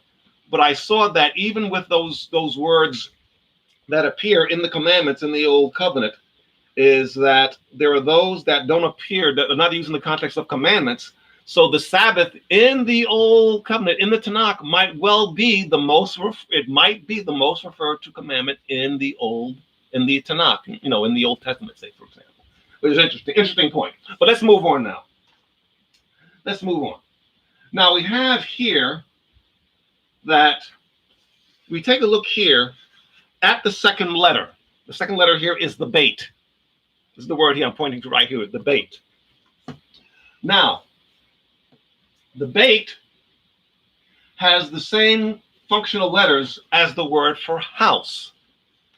Bait. Matter of fact, the bait, if you just simply add the yud here, we have bayit. This is the word here for house. Let me move the shin down here. This is it here. But the root word of bait is this word. And this word here, this is how you would pretty much spell bait, the second letter, bait. This word here would be bait here. Now, in this regard, that the word there, bait or house, say, for example, if we go with the fuller word here, because as Bob had pointed out in the pictograms, is that bait references in regards to a house, correct? So in a sense, okay, it's saying the same thing. Now, what's interesting, of course, is that the word bait for house also can be used to mean something that is within or inside. Something that is within or inside. For example, if we go to the book of Genesis, chapter 6. The book of Genesis, chapter 6. Now, this is in regards to Noah's Ark. Remember the Eternal told him, chapter 6, to go make an ark? Now, take a look at verse 14 in Genesis chapter 6. Verse 14. Make thee an ark of gopher wood, rooms that shall be made in the ark, and pitch it within and without with pitch. Within and without. The word within is the word bayit, bait, bayit. Or, again, the root word, the formation there, the word here, bat. And again, these are second and third letters here of the word Shabbat. So we're seeing here, as we begin to take the letters of Shabbat and break them down and see their meanings, that they all have relevance in regards to the meaning of Shabbat and its ethical perspective in regards to ceasing, stopping, and also in continuous action, and also in regards to thinking. We're going to see some interesting things today in regards to the lexical issues in regards to Shabbat. So we just saw in Genesis chapter 6 that you shall what? You shall coat the ark what? Within and without. Bayit is the word there for within in regards to the preposition. So what happens? You're using it and you're coating it with pitch. So you're making it what? You're making it watertight. Not only from the outside are you coating it with a waterproof seal, but also from the inside. You're coating it with a watertight seal. So what happens? Essentially, and we'll see this in a second in regards to the Ark of the Covenant. The Ark of the Covenant. What happens? In regards to the individual, that you have a coating on the outside in regards to that which is now in proper behavior, keeping the eternal Yeshua's commandments and so on and so forth. So you have an outside reference, but you also now have an inside internal reference. But now remember, see the gopher wood, the wood, the natural use, say, for example, is encased between the two coatings. So therefore, say, if the ark is you, your natural inclinations, your thinking, your mind, your perspective, you have an internal coating, right, of the of the Yeshua's perspective, so that none of your thoughts go awry into improper thinking, lust, envy, greed, right? Because it's coated with on the inside, so the wood is not exposed on the inside. The you is not exposed on the inside in regards to your thinking. In the same way, you have it coated without on the external, so that no bad behavior externalizes on the external of the ship or of the you, say, for example. Now, a better example of this, if we go to the book of Exodus. Let's go to the book of Exodus, chapter 25. It's actually the same thing. We just saw that in regards to the Noah's Ark. But now let's take a look at the Ark of the Covenant, which is now a more specific, detailed representation of us. We go to Exodus chapter 25. Now, of course, we start here, verse 10. And you shall make an ark of shittim wood, 2 cubits and a half. You know, okay, he gives the dimensions of the ark. Look at verse 11. And thou shalt overlay it with pure gold, within and without. Shalt thou overlay it. Now, what do we have here? It's made of what's called, quote unquote, shittim wood. Now, the wood there would represent our natural self. Wood is in a sense, it's unfinished. It's natural. It's untreated, say, for example. As in contrast with the gold, you know, gold has to be taken, it has to be smelted and refined and remove the impurities. And it represents, of course, Yahuwah, the eternal. Okay, our creator. So what do we have here? Is that the wood figures our natural self. Now we know we have, of course, the 2 tablets within the ark, in regards to the standard, and because we have the 2 cherubim on top. Correct? The matching standard. So what happens is that within the ark, we have the gold coating the inside of the wood, our natural self, so that the natural self of ours does not externalize into the ark of the covenant and infect the 2 tablets with say, natural wood, say, for example. It would decompose and rot, say, for example. And you have the exterior coating of the gold that, again, prevents the wood from externalizing on the outside. And again, that word here is bayit. And again, it's the middle letter here in regards to Shabbat. And the middle letter and the 3rd letter, bait. This would be the bait here. So we just saw from Noah's Ark, we have the coating internal and external. So it's not as though not to allow the water, which would signify judgment and death and sinking of the ship, in. Nor do we, from the inside, bore holes and kick holes into the wood and then, you know, sabotage the ship. And then, you know, either way, they sink with ship. So then we would sink. We would have the judgment that the Eternal placed upon the sinning world. But because of this double sealing, internal perspective and external perspective, the ark was saved. In the same way, in regards to the Ark of the Covenant, we have the double sealing of the wood in the center, so that it's not exposed either inside of our natural self nor on the outside of our natural self. Okay. Now, as Robert had showed, is that okay? So now you have the bait, you have the within. Now you have the shin here. Now the shin is the what? It's the 21st letter. The 21st letter of the alphabet. 21st letter. Now, 21, we know what is a multiple of 7. Exactly, a multiple of 7. And whenever you have a multiple of 7, you have what? Continuous action. Remember our previous studies? Continuous actions. In the same way that what? The Feast of Unleavened Bread. It was what? From the 15th to the what? 21st day, because that would make 7 days. 15, 16, 17, 18, 19, 20, 21 days. 21 days in regards to unleavened bread. And you know that unleavened bread is what? Is that all leaven was supposed to be put out before unleavened bread. Now, this is something in regards to, I've dealt with this for many years, is that unleavened bread, the Feast of Unleavened Bread, is not putting out sin. It's an abomination. Matter of fact, if you were caught eating leaven, say, for example, during that time period, you were cut off from Israel. The putting out of leaven occurred before unleavened bread. Before unleavened bread started. The leaven was already put out. And the 7 days represents that continuous action of having leaven already have been put out.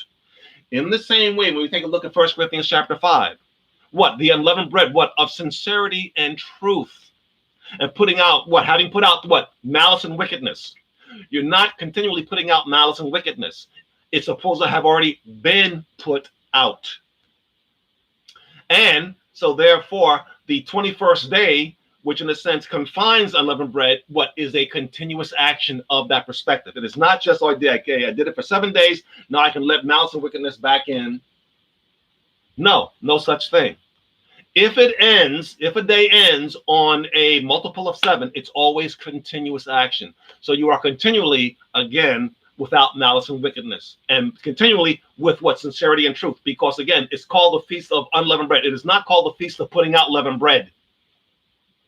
It's the Feast of Unleavened Bread, what you're taking in. We know from Exodus 13:9. What? Why are you doing this? Someone asked the Father. What? That the what? Eternal's law will be what? In your mouth. If it's in your mouth, it's something that is internal. Again, sincerity and truth being from an internal perspective. So, again, Shabbat, so we have here what? On the inside and continually. We take a look at Shabbat. From the perspective, if we take a look at the bait here, again, we saw that from being the preposition inside, from Genesis 6 regarding Noah's Ark, and Exodus chapter 25 regarding the Ark. And again, the shin is the 21st letter, continuous action. And again, we've seen before, in regard to 21 in Hebrew, it would be what? It would be 20 and 1. 20 and 1. Which would mean what? It would mean this. We saw before that 20 is the plural of this word here.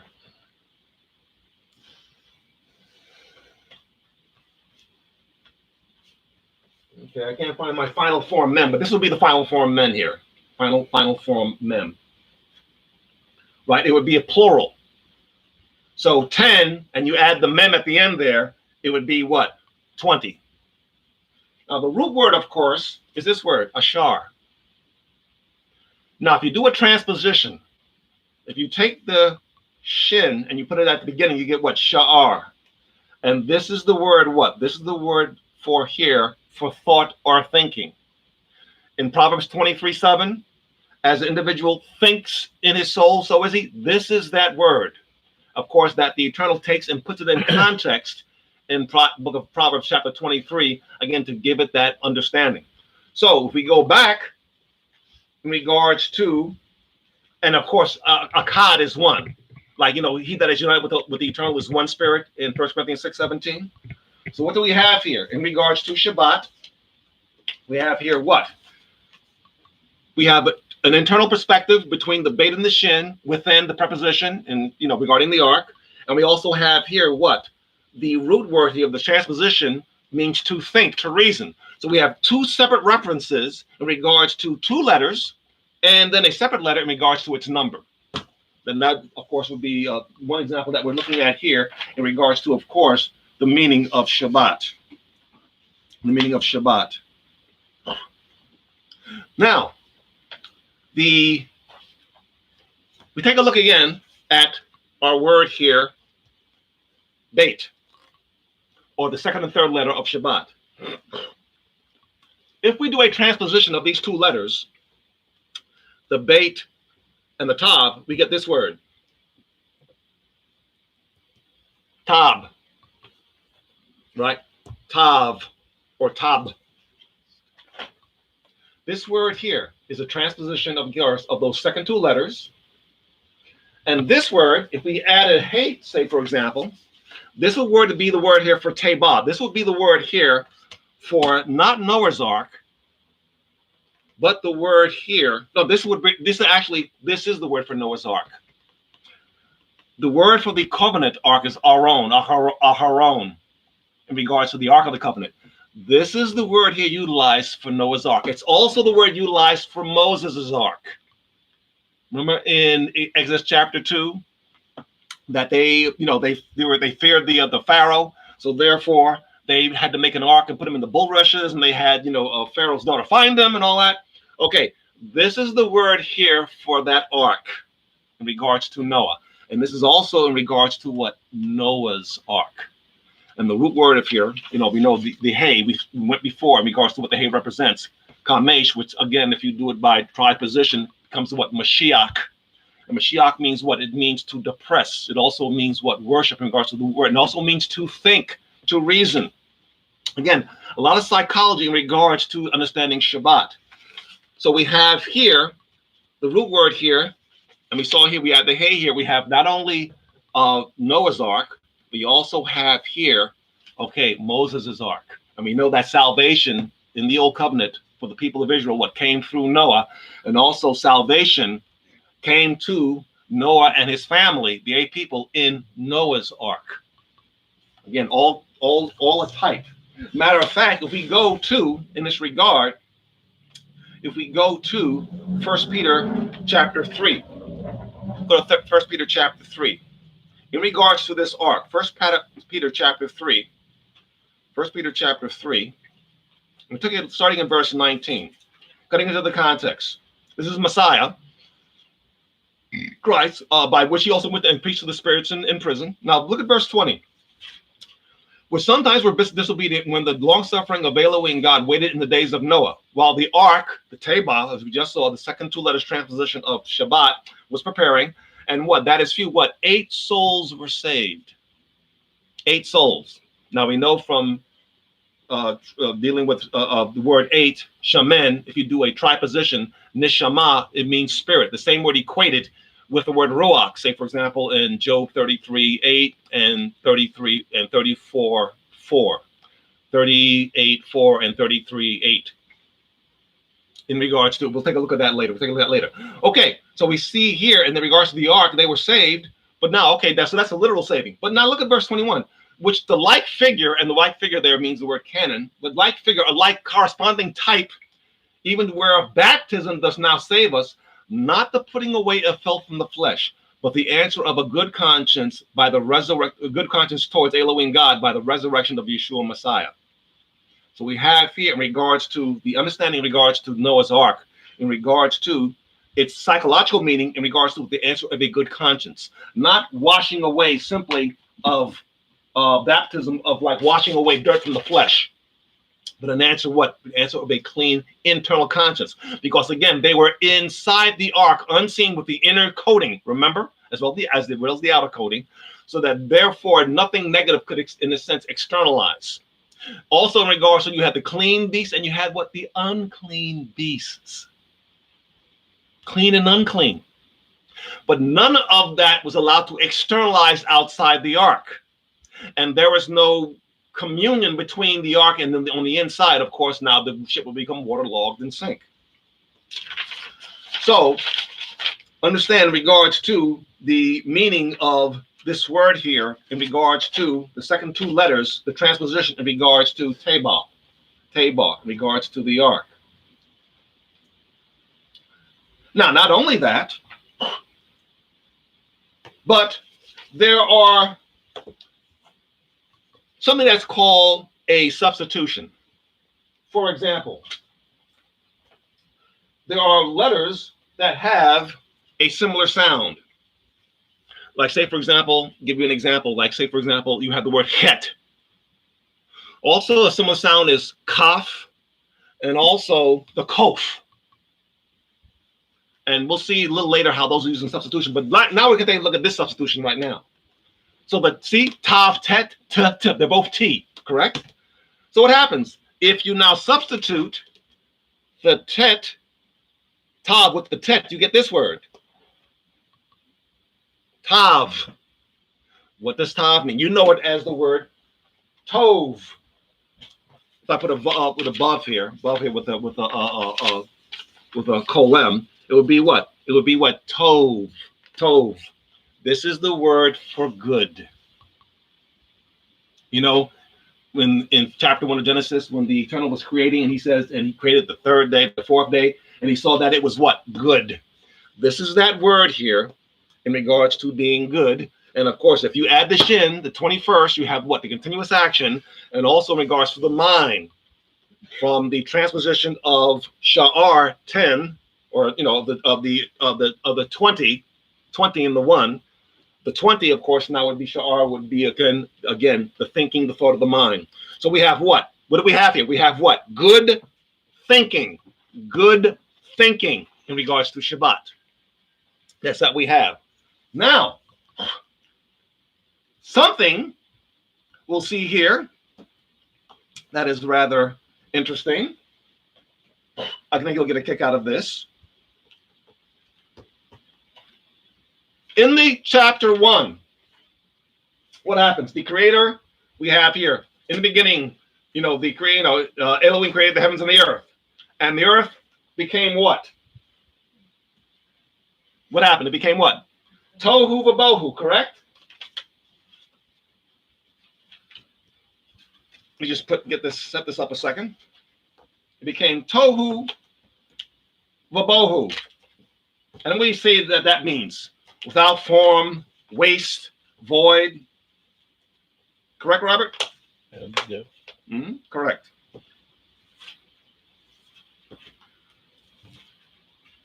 Let me set this up real quick. Tohu.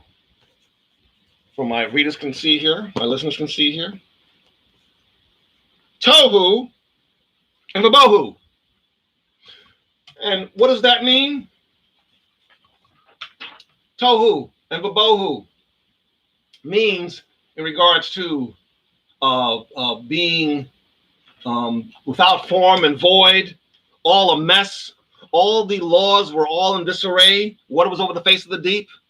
Right, it was a real mess. We can take a look at later time. But we have a tohu vabohu. Now, we take a look at the foundational letters. What are the two foundational letters here that are not repeats? We have here a tav, a bait, and a hey, and we have a bait, a hey, and a vav. Oops, I have this. Let me just turn this around here. Yeah, here we go. Here's the correct way here. So we have what? We have a tav, vav, hey, bait, vav, hey, tohu vabohu. But the main letters here, if we cut out the replications, the vav, the hey, what do we have? We go right back to what? Tov, good. You go right back to the word good. We're here, good for tov. So we see that when he says that it was good, he uses two words here when he takes the tov, the tet, and the vav, and he separates it to show that it was not good. So it's like, again, you take a word and you cut it in half and you separate it. You now have what? The opposite of what the word means. Not good, but calamity and a confusion and disarray, everything not in order. Not only that, but besides the two letters, the hey and the tet, if you take the two heys and the two vavs, as we see here, the two heys and the two vavs, it forms what?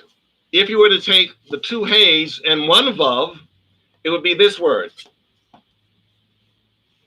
And this is the word for to be or to exist. Hava. To be or to exist. Matter of fact, it's the same root word as we see for this word, which we see in regards to the creator. Yud, Hey, Vav, Hey. This is the word regarding his name. Yud, Hey, Vav, Hey. You will be holy, for I am holy. Yud, Hey, Vav, Hey. Correct? But now, see, in his name here, there's only one Vav, not two Vavs. So what happens if you take now this word here? Now here we have here, this word here is a hey, a vav, and a hey. Now see there's a dot here in the hey. This is called a doubling dot. In Greek grammar, there's a hardening dot and a doubling dot, but this represents a doubling dot. So it's a what? It's a hey, and it's two vavs like this. It's actually two vavs and the hey. Well, guess what? This is a word in Hebrew. This is a specific word in Hebrew. This word here, and again, for those who are interested in this, it's Strong's number 1942, and it means what? Calamity, wickedness, iniquity, calamity, wickedness, iniquity. Let me give you a couple of examples of this number here in the Strongs. So that's Hebrew H 19, and I said what? 1942. Let me give you a couple of scriptures. Again, I like we referenced before in Acts 17:11. They searched the scriptures to see if such things were so. I'm giving you the Strong's number. You can look it up, and I'm going to give you several scriptures in regards to this word here. This is the word here in regards to the separation of good. Here we have here Job 6:2. Oh, that my grief are thoroughly weighed, and my calamity, there's that word, they're laid in the balances together. Verse 30. Is there iniquity in my tongue? Cannot my taste discern perverse things? That's Job 6, verse 30. Here's one in Psalms 5:9. For there is no faithfulness in their mouth. Their inward part is very wickedness. That's the word there. Therefore, there's an open sepulchre, and with their tongues, they flatter with their tongues. So we see here, we have the separation here of the good. Separation of the good. And again, here, our basic word here, what is tov? Tov. But we see here, tohu vabohu is what? The separation of good, right? Tohu vabohu, with the double hey and the double vav, which means calamity, so on and so forth. So we see here the good was separated by calamity, by distress, by making it void. So what happens is that, and when the first day, second day, and the creator says he created the first day, right? And let there be lights and so forth. And he said what? And it was what? Good. He now eliminates the calamity, and he now what? Brings together the tov, the tet, and the bait to be good. Makes a separation. And I find that pretty again remarkable in regards to how the creator has set up these words here. That even tohu vabohu has that connection in regards to the separation, in regards to the condition, and which of course corrected, corrected. Moving on, we take a look here. So we just saw here that meaning there. Now, the bait, this second letter here of Shabbat, bait, the second, it also represents the second letter, and the second letter is what? The second letter is Shana. Shana.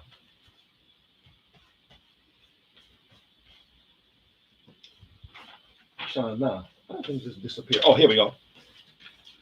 This word here. This is the word here for the second number in Hebrew. Shana. Shana. It has the hey at the end. Shana. The root word is this word here. Shan. This is the root word of the word here for two, which bait represents, the second number. Now, this word here, take a look at Hebrews 8:81-38, means what? This is the root word of it. It means what? It means what? It means to repeat, to duplicate, to change, to alter, to return. This is what the root word for two represents. Now, it also represents Shana. It can also mean hate, say, for example. Also, Shana represents year, correct? But now, in the context of Shabbat, it has the meaning what? Of to duplicate, to replicate. To duplicate and to replicate. Now, you would ask, okay, to duplicate and to replicate what, say, for example? Before we even get there, let's take a look at some examples of the word here, to duplicate and replicate. 1 Samuel 21:13. 1 Samuel 21:13 will be an example of this meaning here. 21, we go to verse 13 here. This is regarding David. And he changed his behavior before them and feigned himself mad in their hands, and Scrabble went down his beard. That's where he changed his behavior. He wanted to see if he was mad before Achish, so Achish wouldn't kill him. Okay, so he changed what? He altered his behavior. In 1 Kings 14:2, it has what? Disguise. Something different. A disguise, a change, an alteration of the natural appearance. In Esther 1:7, the verse are different.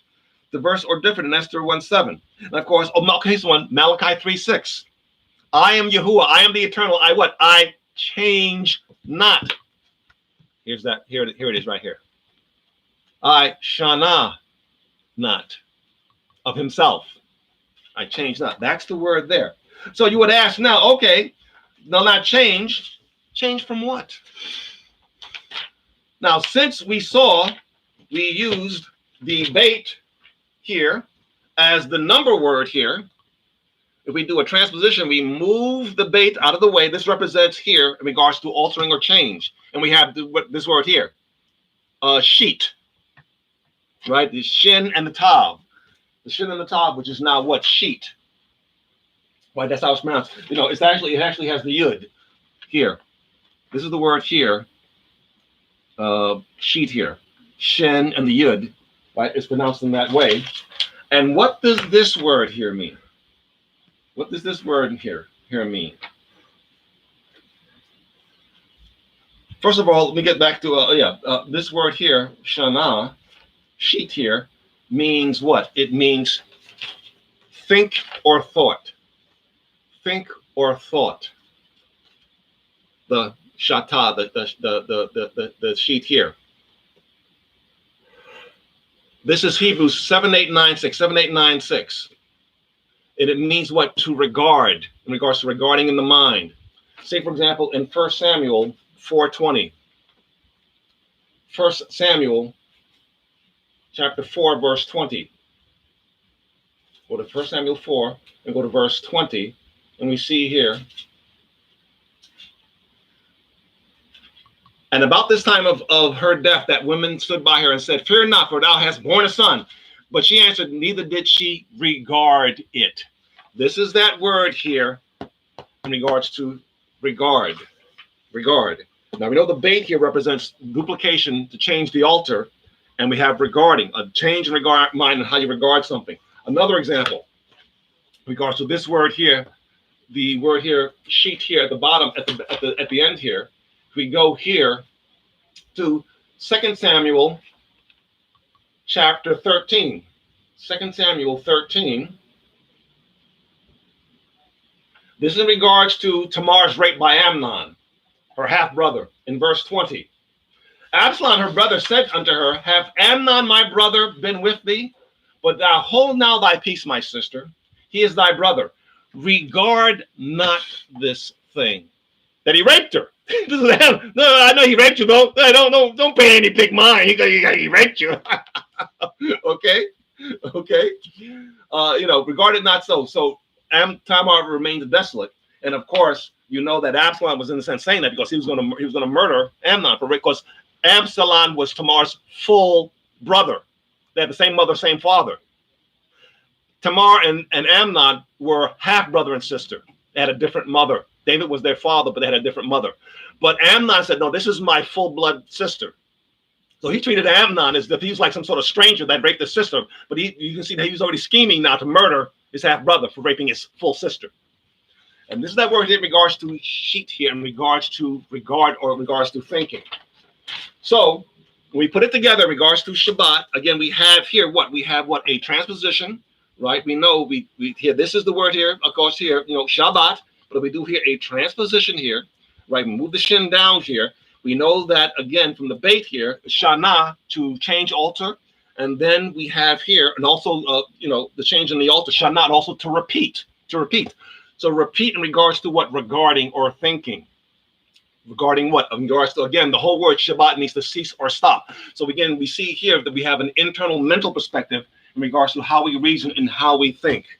So we see that all these different combinations of that one word Shabbat, all these different combinations has to do with mental thinking and reasoning in regards to calamity and in regards to we saw that before in regards to Tohu Vabohu regarding good, but in regards to all these inward perspective words, in replicating and duplicating, in regards to thinking and thought, in regards to Shabbat, of course, in regards to Shabbat. So we saw some examples there in regards to now Shana. Shana. Now the transposition of Shana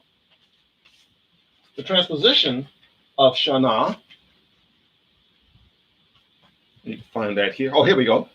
Of Shana. Here we go. This is the word here, Shana, for the word duplicate, change, do again, repeat. If we do a transposition of Shana, we get this word. Now we see here it says Nasha, but the shin and the sin are the same letter. But if we take a look at the sins here, say for example, dot is at the end, but they're both of them are the 22nd letter. We have what? Nasa. Hold on here, Nasa. It means what? To lift, to raise, to lift or to raise, to lift or to raise. Shana. The transposition of, the transposition here we have here Shana again from Shane, to duplicate, to repeat, to do again, and again. That the Shana means in regards to duplicating or repeating here, the Shana in regards to what? Again, since it's the second letter here, in regards to Shabbat, in regards to ceasing, again, in regards to that lifting up a standard, to lift up, to go above the standard in a sense, to a different standard, to in the heavenly things we read about, say, for example, in Ephesians chapter 1 and Ephesians chapter 6. Ephesians 1 and Ephesians 6. Now, if we go back to Shabbat, let's go back to the word Shabbat. Now, remember I said that we have the dot in the center, that's a doubling dot? Well, guess what? The bait here is not a hardening dot in the word Shabbat, it's a doubling dot. So essentially, you have two baits. You have two baits. So really, in a sense, you have this. That's why it's pronounced Shabbat. There are double baits here. It's two B's, two of these B's here in the word Shabbat. Okay? Two B's there. Now, if I were to remove the two baits, I get, of course, we're back to what? We're back to what? Sheet. To think, to regard. But now we have okay, well then what does this word represent here? The double bait. Well, guess what? This is actually a word in Hebrew. Now, the full form of the word is here. Bait, and hay is the word. Now, just so you can see, if you go to Zechariah chapter 2. Zechariah chapter 2, and look at verse 8. Zechariah 2:8. For thus says the Eternal of hosts, after the glory he has sent me unto the nations which spoiled you. For, and this is the King James, we'll get into this in a second, for he that touches you touches the apple of his eye. The word there, which the King James has translated apple of the eye, is this word. The double bait here with the hay. But in the Hebrew, it's this word. You take the hay here, and it says he's turning it into like an infinitive, and it's this word here.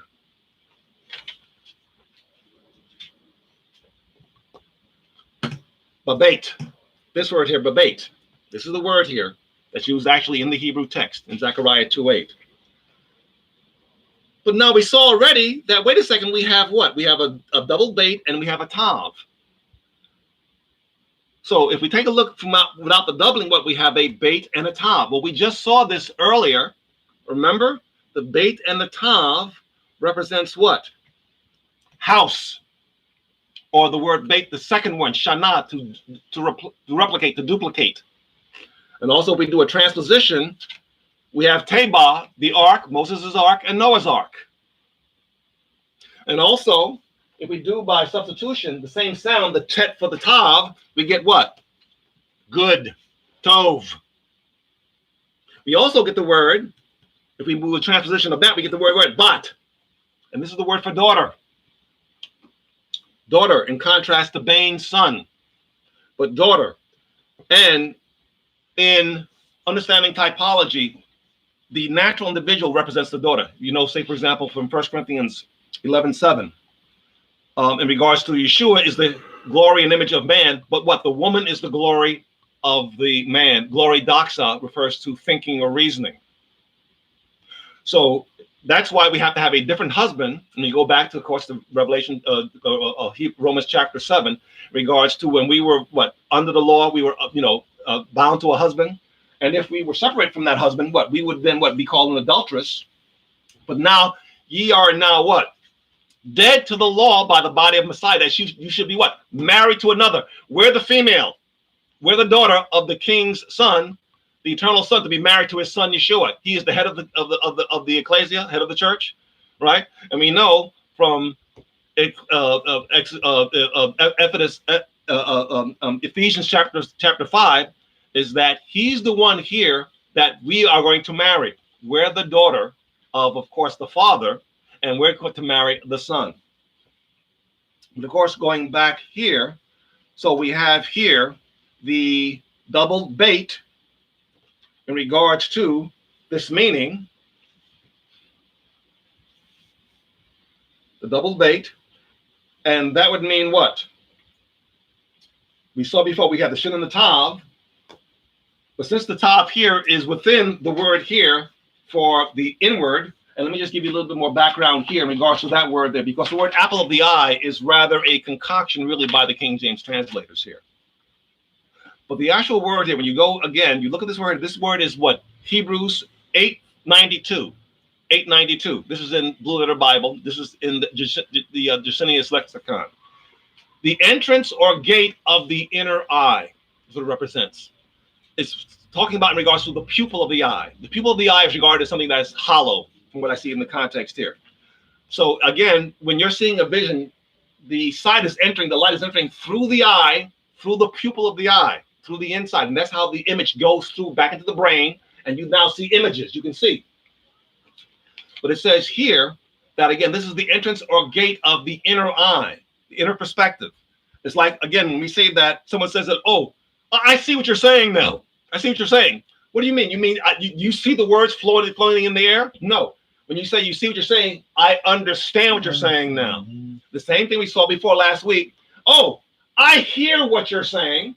That means what? I've been saying this for you for like 3 years. You're finally now, you've been deaf for 3 years? No. It means what? I understand what you're saying. That's what's going on here in regards to this context. And he says here, now, of course, the King James has the apple of the eye, but the eternal is referring to what? That those who have what? This inner sight perspective. I see and I understand what you're saying. He says those are the ones there that he protects. Those are the ones that he considers his. So again, we see here this inner perspective. And this is all from one word. The eternal can teach a whole theology by one word, by the tripositions and transpositions and the substitutions by one word, taking two letters and making one a number. And you can see with each one, we'll take a look at each one. Each one, you could take a look and see if you use the shin as a number, or if you use the beta as a number, or if you use the tav as a number. And the tav is what? 22. We know already what 20 means from Yashar. Transposition is Sha'ar, which means to think, to reason. And again, the 2, what we saw, Shana, which means to alter, to change, to repeat. So all of those words there, again, this is specifically constructed by the Creator. And you take a look at it, you can say that, look, it only can mean one thing. Shabbat can only represent one thing. And not only in regards to ceasing from sin, but we saw with all these internal references, that's to do with internal thinking and internal reasoning. So let me just say something real quick here, is that, okay, someone can say that, okay, we saw this guy, he did all these funny things with the letters and so on and so forth. But what are you supposed to walk away with from these lessons, from these instructions? Not that, yeah, I saw you can move the letters around, but one is a number, and it represents each letter represents a number, represents a particular word and so forth. Well, I still believe that we're all sinners. No one's perfect. We all make mistakes, right, in regards to sin. What we're looking for is that you to walk away and say that, hey, man, I see that Shabbat, that I have no recourse in order to change my thinking that I've been hearing from these ecclesias, from these churches in the world, in regards to I'm always substandard, I can't do it. I'm seeing from Shabbat that I have to change my thinking, be it that you need to change it, and change my behavior, be it that you need to change it, to now represent ceasing from sin and from an internal perspective there in regards to Shabbat. Again, this is what? Remember to guard the Shabbat as being holy. And we remember, right, Yud-Hey Vav-Hey, you will be holy for I am holy. That's what it represents. So it's not just someone saying the name, Yahuwah or the Eternal, say, for example. Yes, and what is that? What does that mean?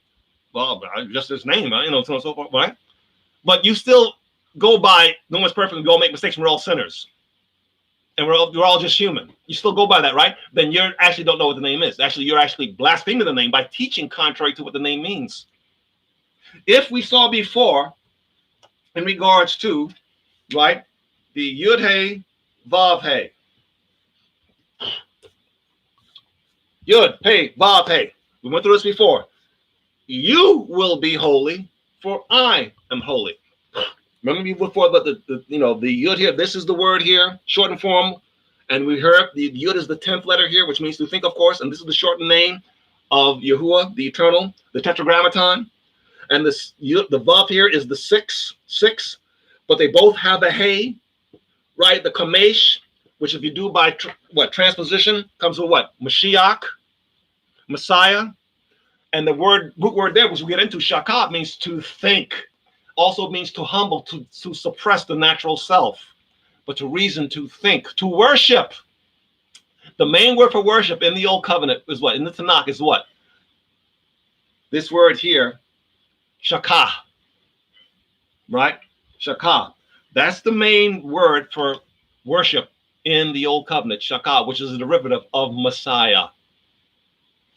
Matter of fact, we'll see that in a short time. That we have 10 minutes here. So now let's continue. Let's continue in our study here. Now, Shabbat as, let me just erase my board here, separate from the Tav. So now we're going to use the Tav as the number, as the 22, what it represents. Just erase my board here. And we have here, so here's Shabbat, and now we're going to now use the Tav as the number, and we have what? We have here what? Shuv, say for example, Shabbat, Shuv. Now, this word here, we use it without the bait here, right? Because in utilizing it, we have the one bait. Let me just put this here. Shuv means what? Shuv. Return. Exactly, Shuv. The verbal form, of course, here is a hollow verb, and it has a vav here. The shu, the shurek here, to make it the verbal form here, which means what? To return, to turn, right? To turn. But now, before now, the tav, of course, is this 22nd letter. Again, 20 is a double form of sha'ar, which means to think. We saw that from Proverbs 23:6. To think in regards to turning, Other words for shuv, in regards to turning, other words for shuv are what? To return, restore, refresh, bring back to mind, recover. And again, these are the definitions from the Literal Bible, from the Jacinius Lexicon. Go take a look. Now, the word shuv here, the verb is Hebrews H 7725. 7725. As I'm saying, we go back to Acts chapter 17:11. And they heard the things said by Paul, and they searched the scriptures, and they searched their whatever references they had to see if such things were so. And what happened in verse 12? As a result of that, they believed. After they searched the scriptures to see if such things were so. Sometimes that's passed over in the Hebrew. I mean, in the passage. Let's go real quick to Acts chapter 17. Acts chapter 17. Let's read verse 11. Now, of course, he had been left Thessalonica and came to Berea, right? And let's see here, verse 10, Acts 17. And the brethren immediately sent away Paul and Silas by night unto Berea, because they had been kicked. There was violence occurring in Thessalonica. Who coming thither went to the synagogue of the Jews. Verse 11. These were more noble than those of Thessalonica, in that they received the word with all readiness of mind, right? and searched the scriptures to see if such things were so. Verse 12, and this is in the Greek, un. Therefore, many of them believe. That's not an addition by the Greek, the King James translators. Therefore, because they searched the scriptures, what Paul was saying, therefore what? Many of them believed. Was the result. Believe. So the result we're looking for is that you are going to search the scriptures. And I give you the Strong's numbers, I give you the references, I give you the definitions, and you tell me if what I'm saying is true, if those references say those things. And we use different references, right? We can also check and back up the meaning of different references. What we see here is that the idea is that you see in regards to Shabbat, in regards to the meaning and how, again, how the different meanings turn and make it enclose that Shabbat has to do with a mental perspective, an external perspective, a reasoning perspective, a continuing perspective. We saw before regarding the Shin as a number, 21st letter, multiple of 7, right? Continuous action, continuous actions. So now continuing, right? 22nd letter, which means, like, to think we said that. The second letter is defined as the alter or change. Now also, it represents desire. Robert had mentioned earlier, this word here, the tav. The tav is a mark. Tav is a mark.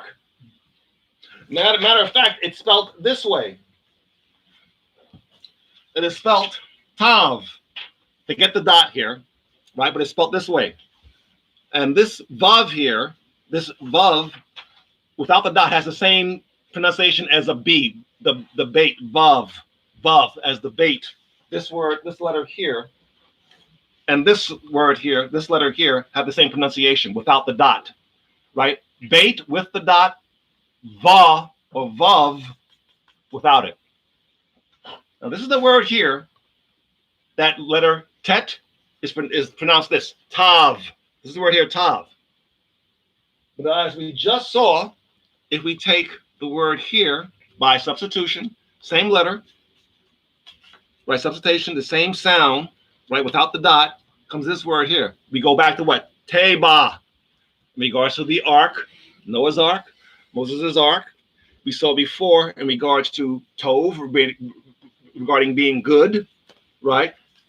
Tov, by substitution. If we take, again, the tet, remember tet, tav, same pronunciation, right? And that what? Tov, well, that's a mem. But we go here to, right, the tet, which is, wherever it is. Oh, here it is. Yeah, sorry, my friend. I want to hit you anyway. Yeah, tav, tov. Here we go, tov. Here's the word for good, tov. In regards to being good. Regarding being good. But now let's take a look at that word there, tav, in regards to its meaning, as Robert pointed out, in regards to it being a mark. If we go to, now this word here, for the tav there, is Hebrews 84:20. 84:20.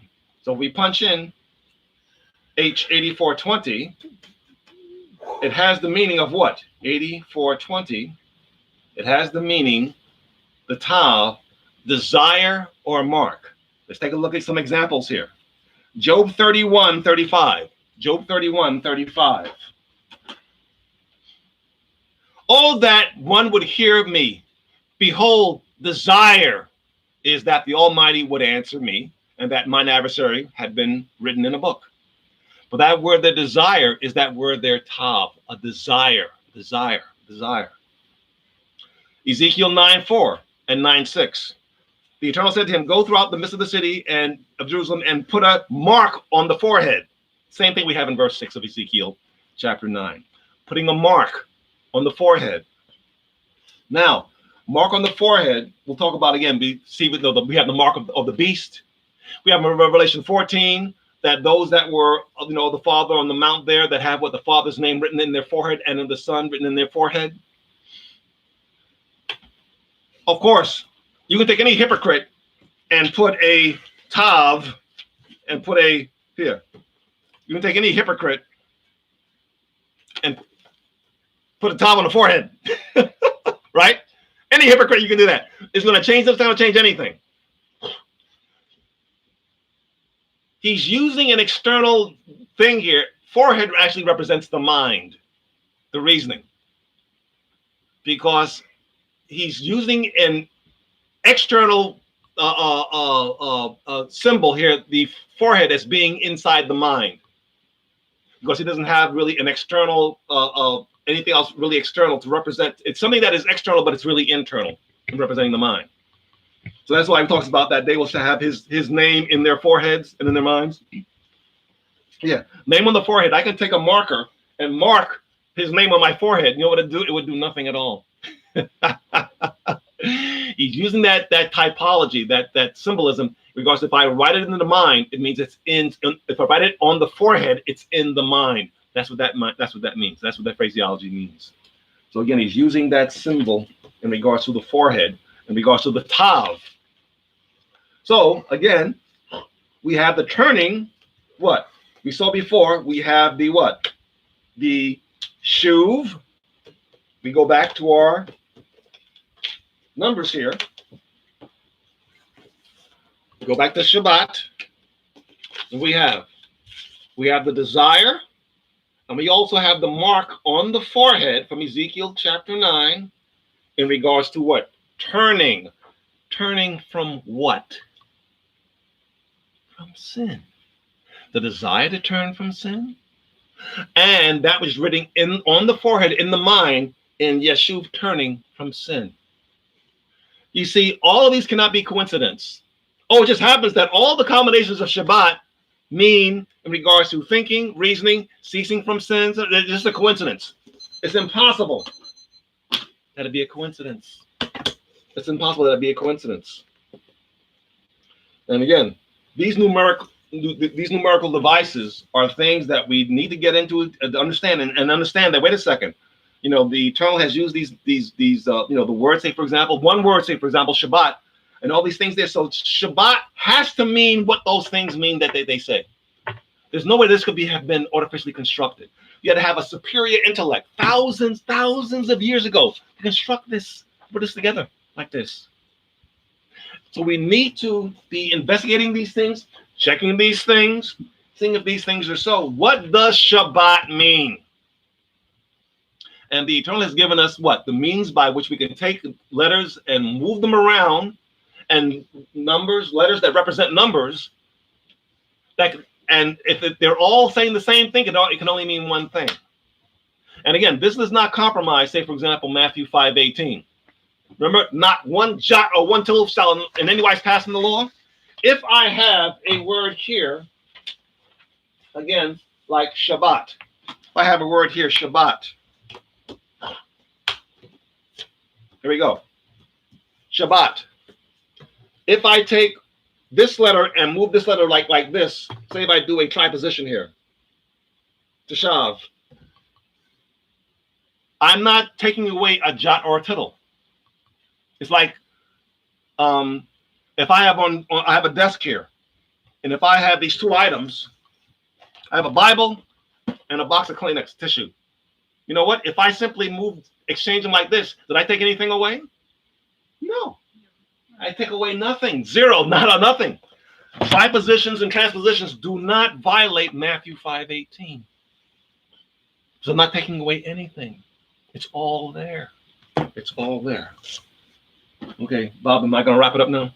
Yeah. 1 week I want Rob to say, no, we're not going to wrap it up. No, you can go for another 45 minutes. Maybe one day in the future, maybe Bob will tell me that maybe one day. 4 or 5 or 45. 45. Yeah. Don't wrap it up, Mike. Do another 45 minutes. I'm making for one, maybe one week we'll say that. Okay. So, guess what? We're almost halfway through this particular lesson. You see here, I've gotten about 4/5 done today, so we'll get to the other quarter and page maybe by next week.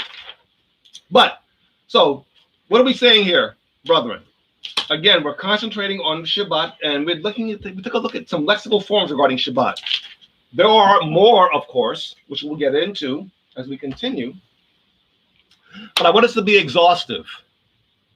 We took a look at Shabbat from every particular angle, the word itself.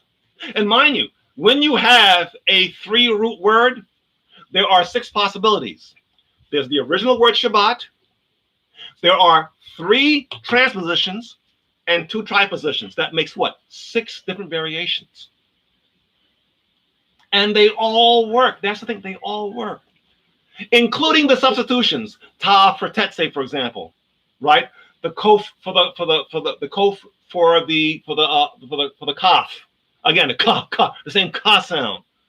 Matter of fact, you'll find in your concordance that you'll see that there are words that have substitutions for those same sounding, and they mean the same thing. They mean something similar or the same exact thing. It's only a sense of pronunciation. If I said ta, a ta, you don't know if I'm saying a tet or a ta, but it has the same sound, same sounds. There are many of them. I saw it over and over again when I was taking a look, when I learned the letters, and the Eternal showed me. He says, check out this thing regarding, substitutions and tripositions and transpositions. What is this? Because they give the deeper meaning in regards to what things mean. They give the deeper meaning. If you just saw the word Shabbat, what does that mean to you? What does that mean? Shabbat. Go outside. Hey, bro, Shabbat. He says, what is that? Are you sneezing? What is that? What does that mean? But if I now go through these different numerical changes, moving things around, you see that it means only particular one thing. So, in conclusion, what are we saying? Yeah, a lot of great stuff, a lot of nice stuff, very easy stuff, actually.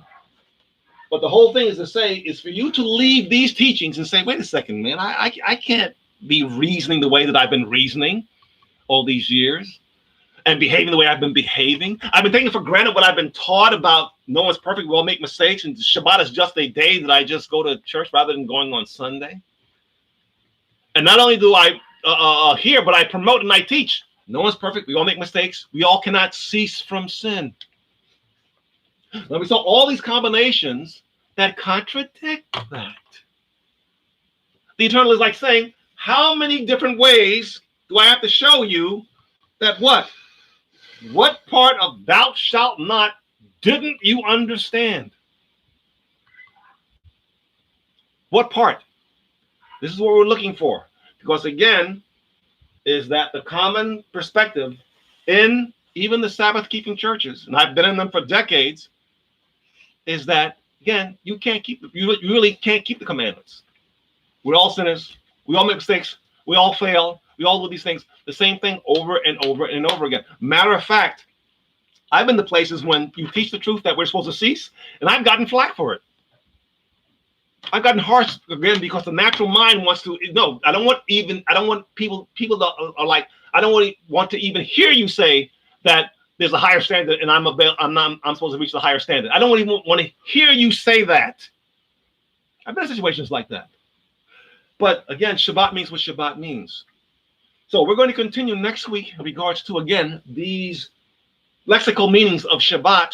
And we're going to exhaust this because we got many things to get through. Passover is coming up. Pesach is coming up. A lot of teaching in Pesach. And again, that runs right into unleavened bread. So we're going to be over a month dealing with just that. So I want to cover these basic things of Shabbat. So when I say Shabbat, okay, Mike, we've been through that. We know what those things mean. We know the transpositions and tripositions. We know what, again, the 73 verbal forms of Shabbat, meaning to cease or to stop. We've been through that.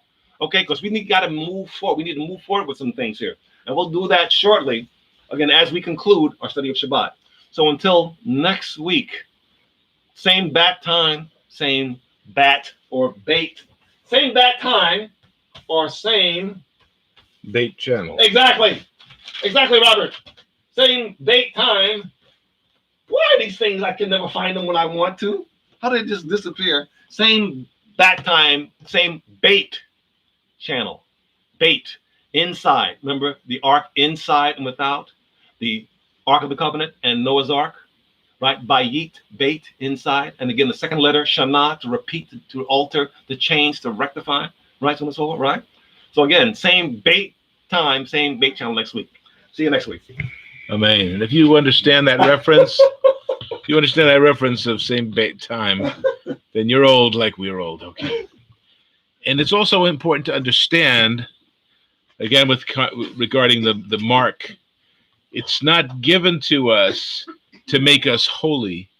It's given in recognition of our committed position in life. Don't be of the mindset that once he gives me that mark, then I'm going to really go to town. I'm really going to start acting up in a good way.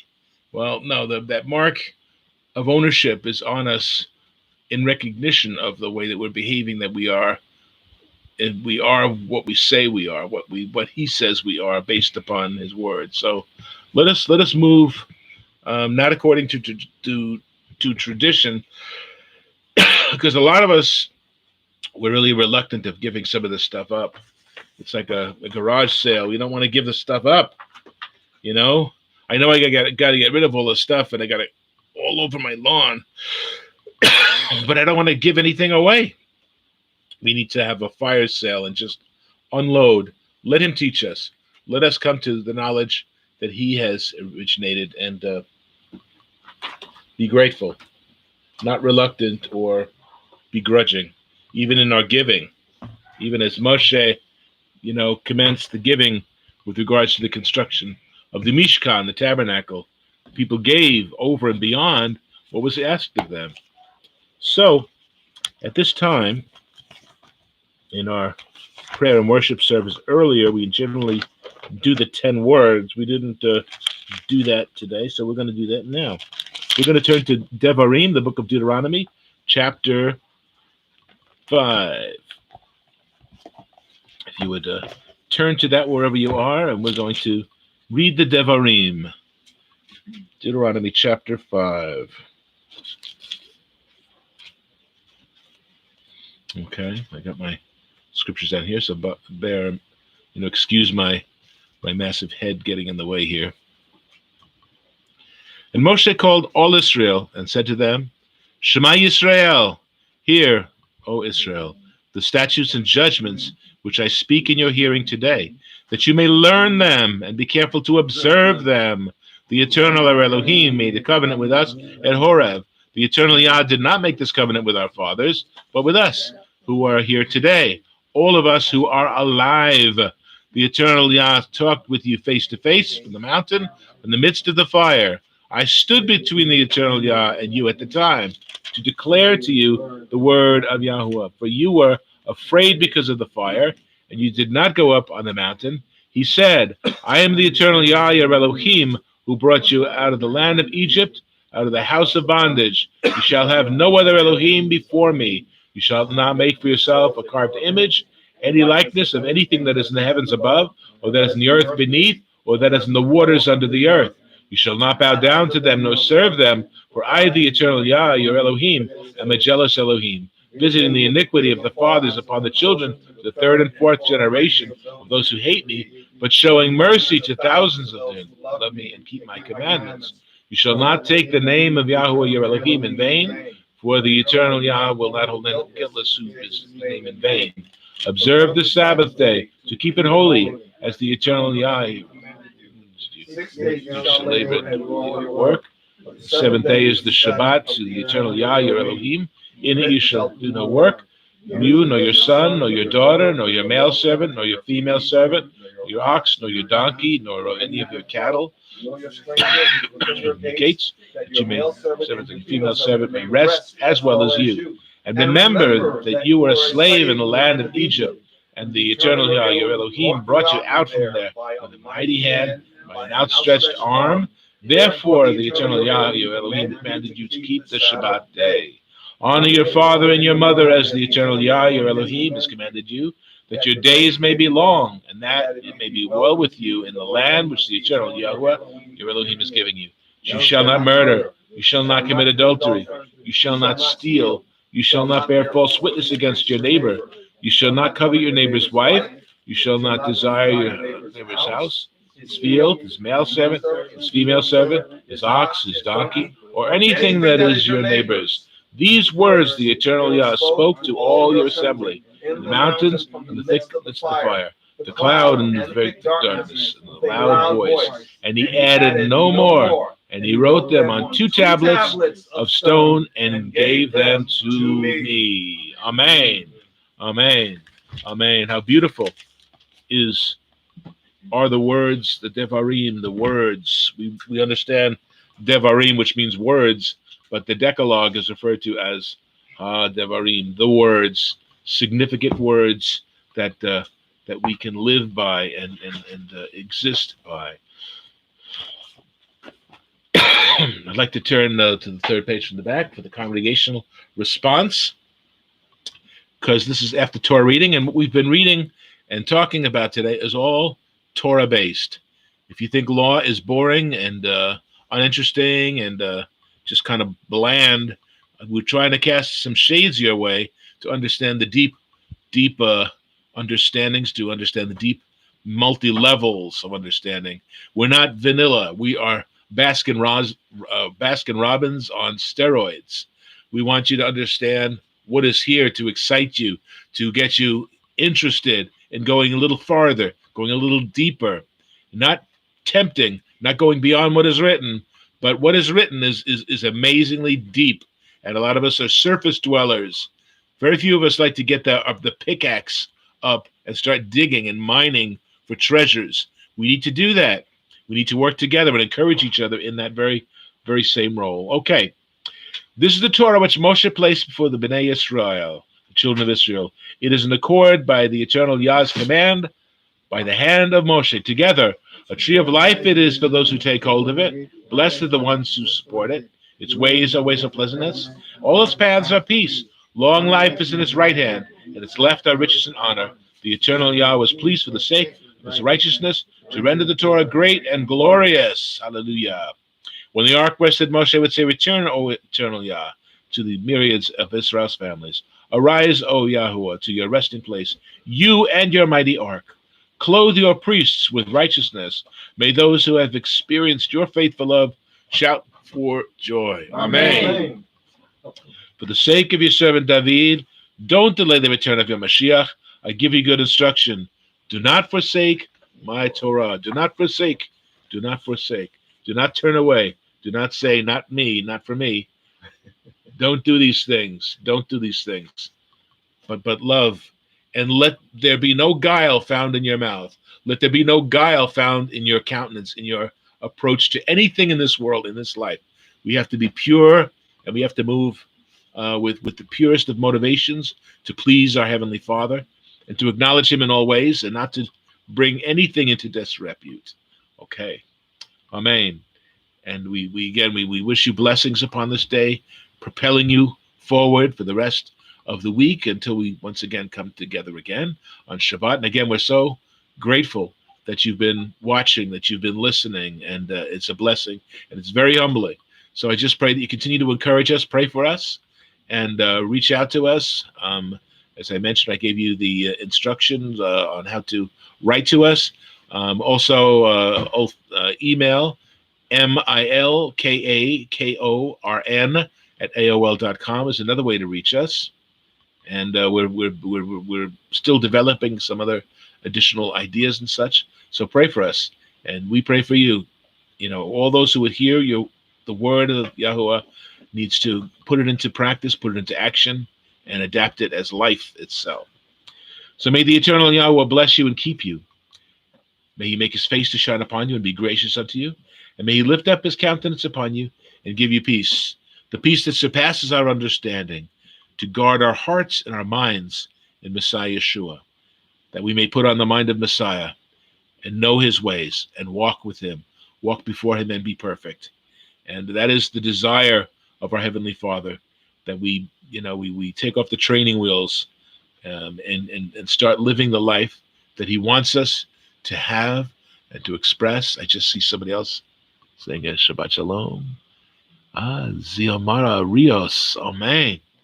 So Darabah, we thank you for your kind statements and for we inquire. I mean, we don't inquire. We encourage you to write to us if there's some things that not quite registering, or if you feel a little bit the list is going a little too far, or those who think we're not going far enough. We want to hear your comments and keep in touch and keep in contact. Amen. For the blessings. Yivarechecha Yahuwah v'yishmerecha. Ya'er Yahuwah panav elecha v'chunecha. Yisa Yahuwah panav elecha v'yasim lecha shalom. We wish you shalom, shalom, perfect peace. Amen. And we sing the song of the eternal Yah.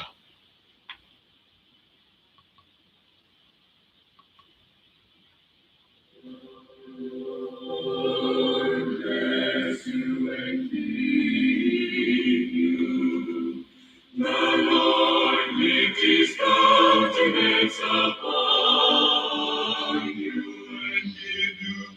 and give you peace. And give you peace. The Lord make his face to shine upon you and be gracious unto you. And be gracious. The Lord be gracious, gracious unto you.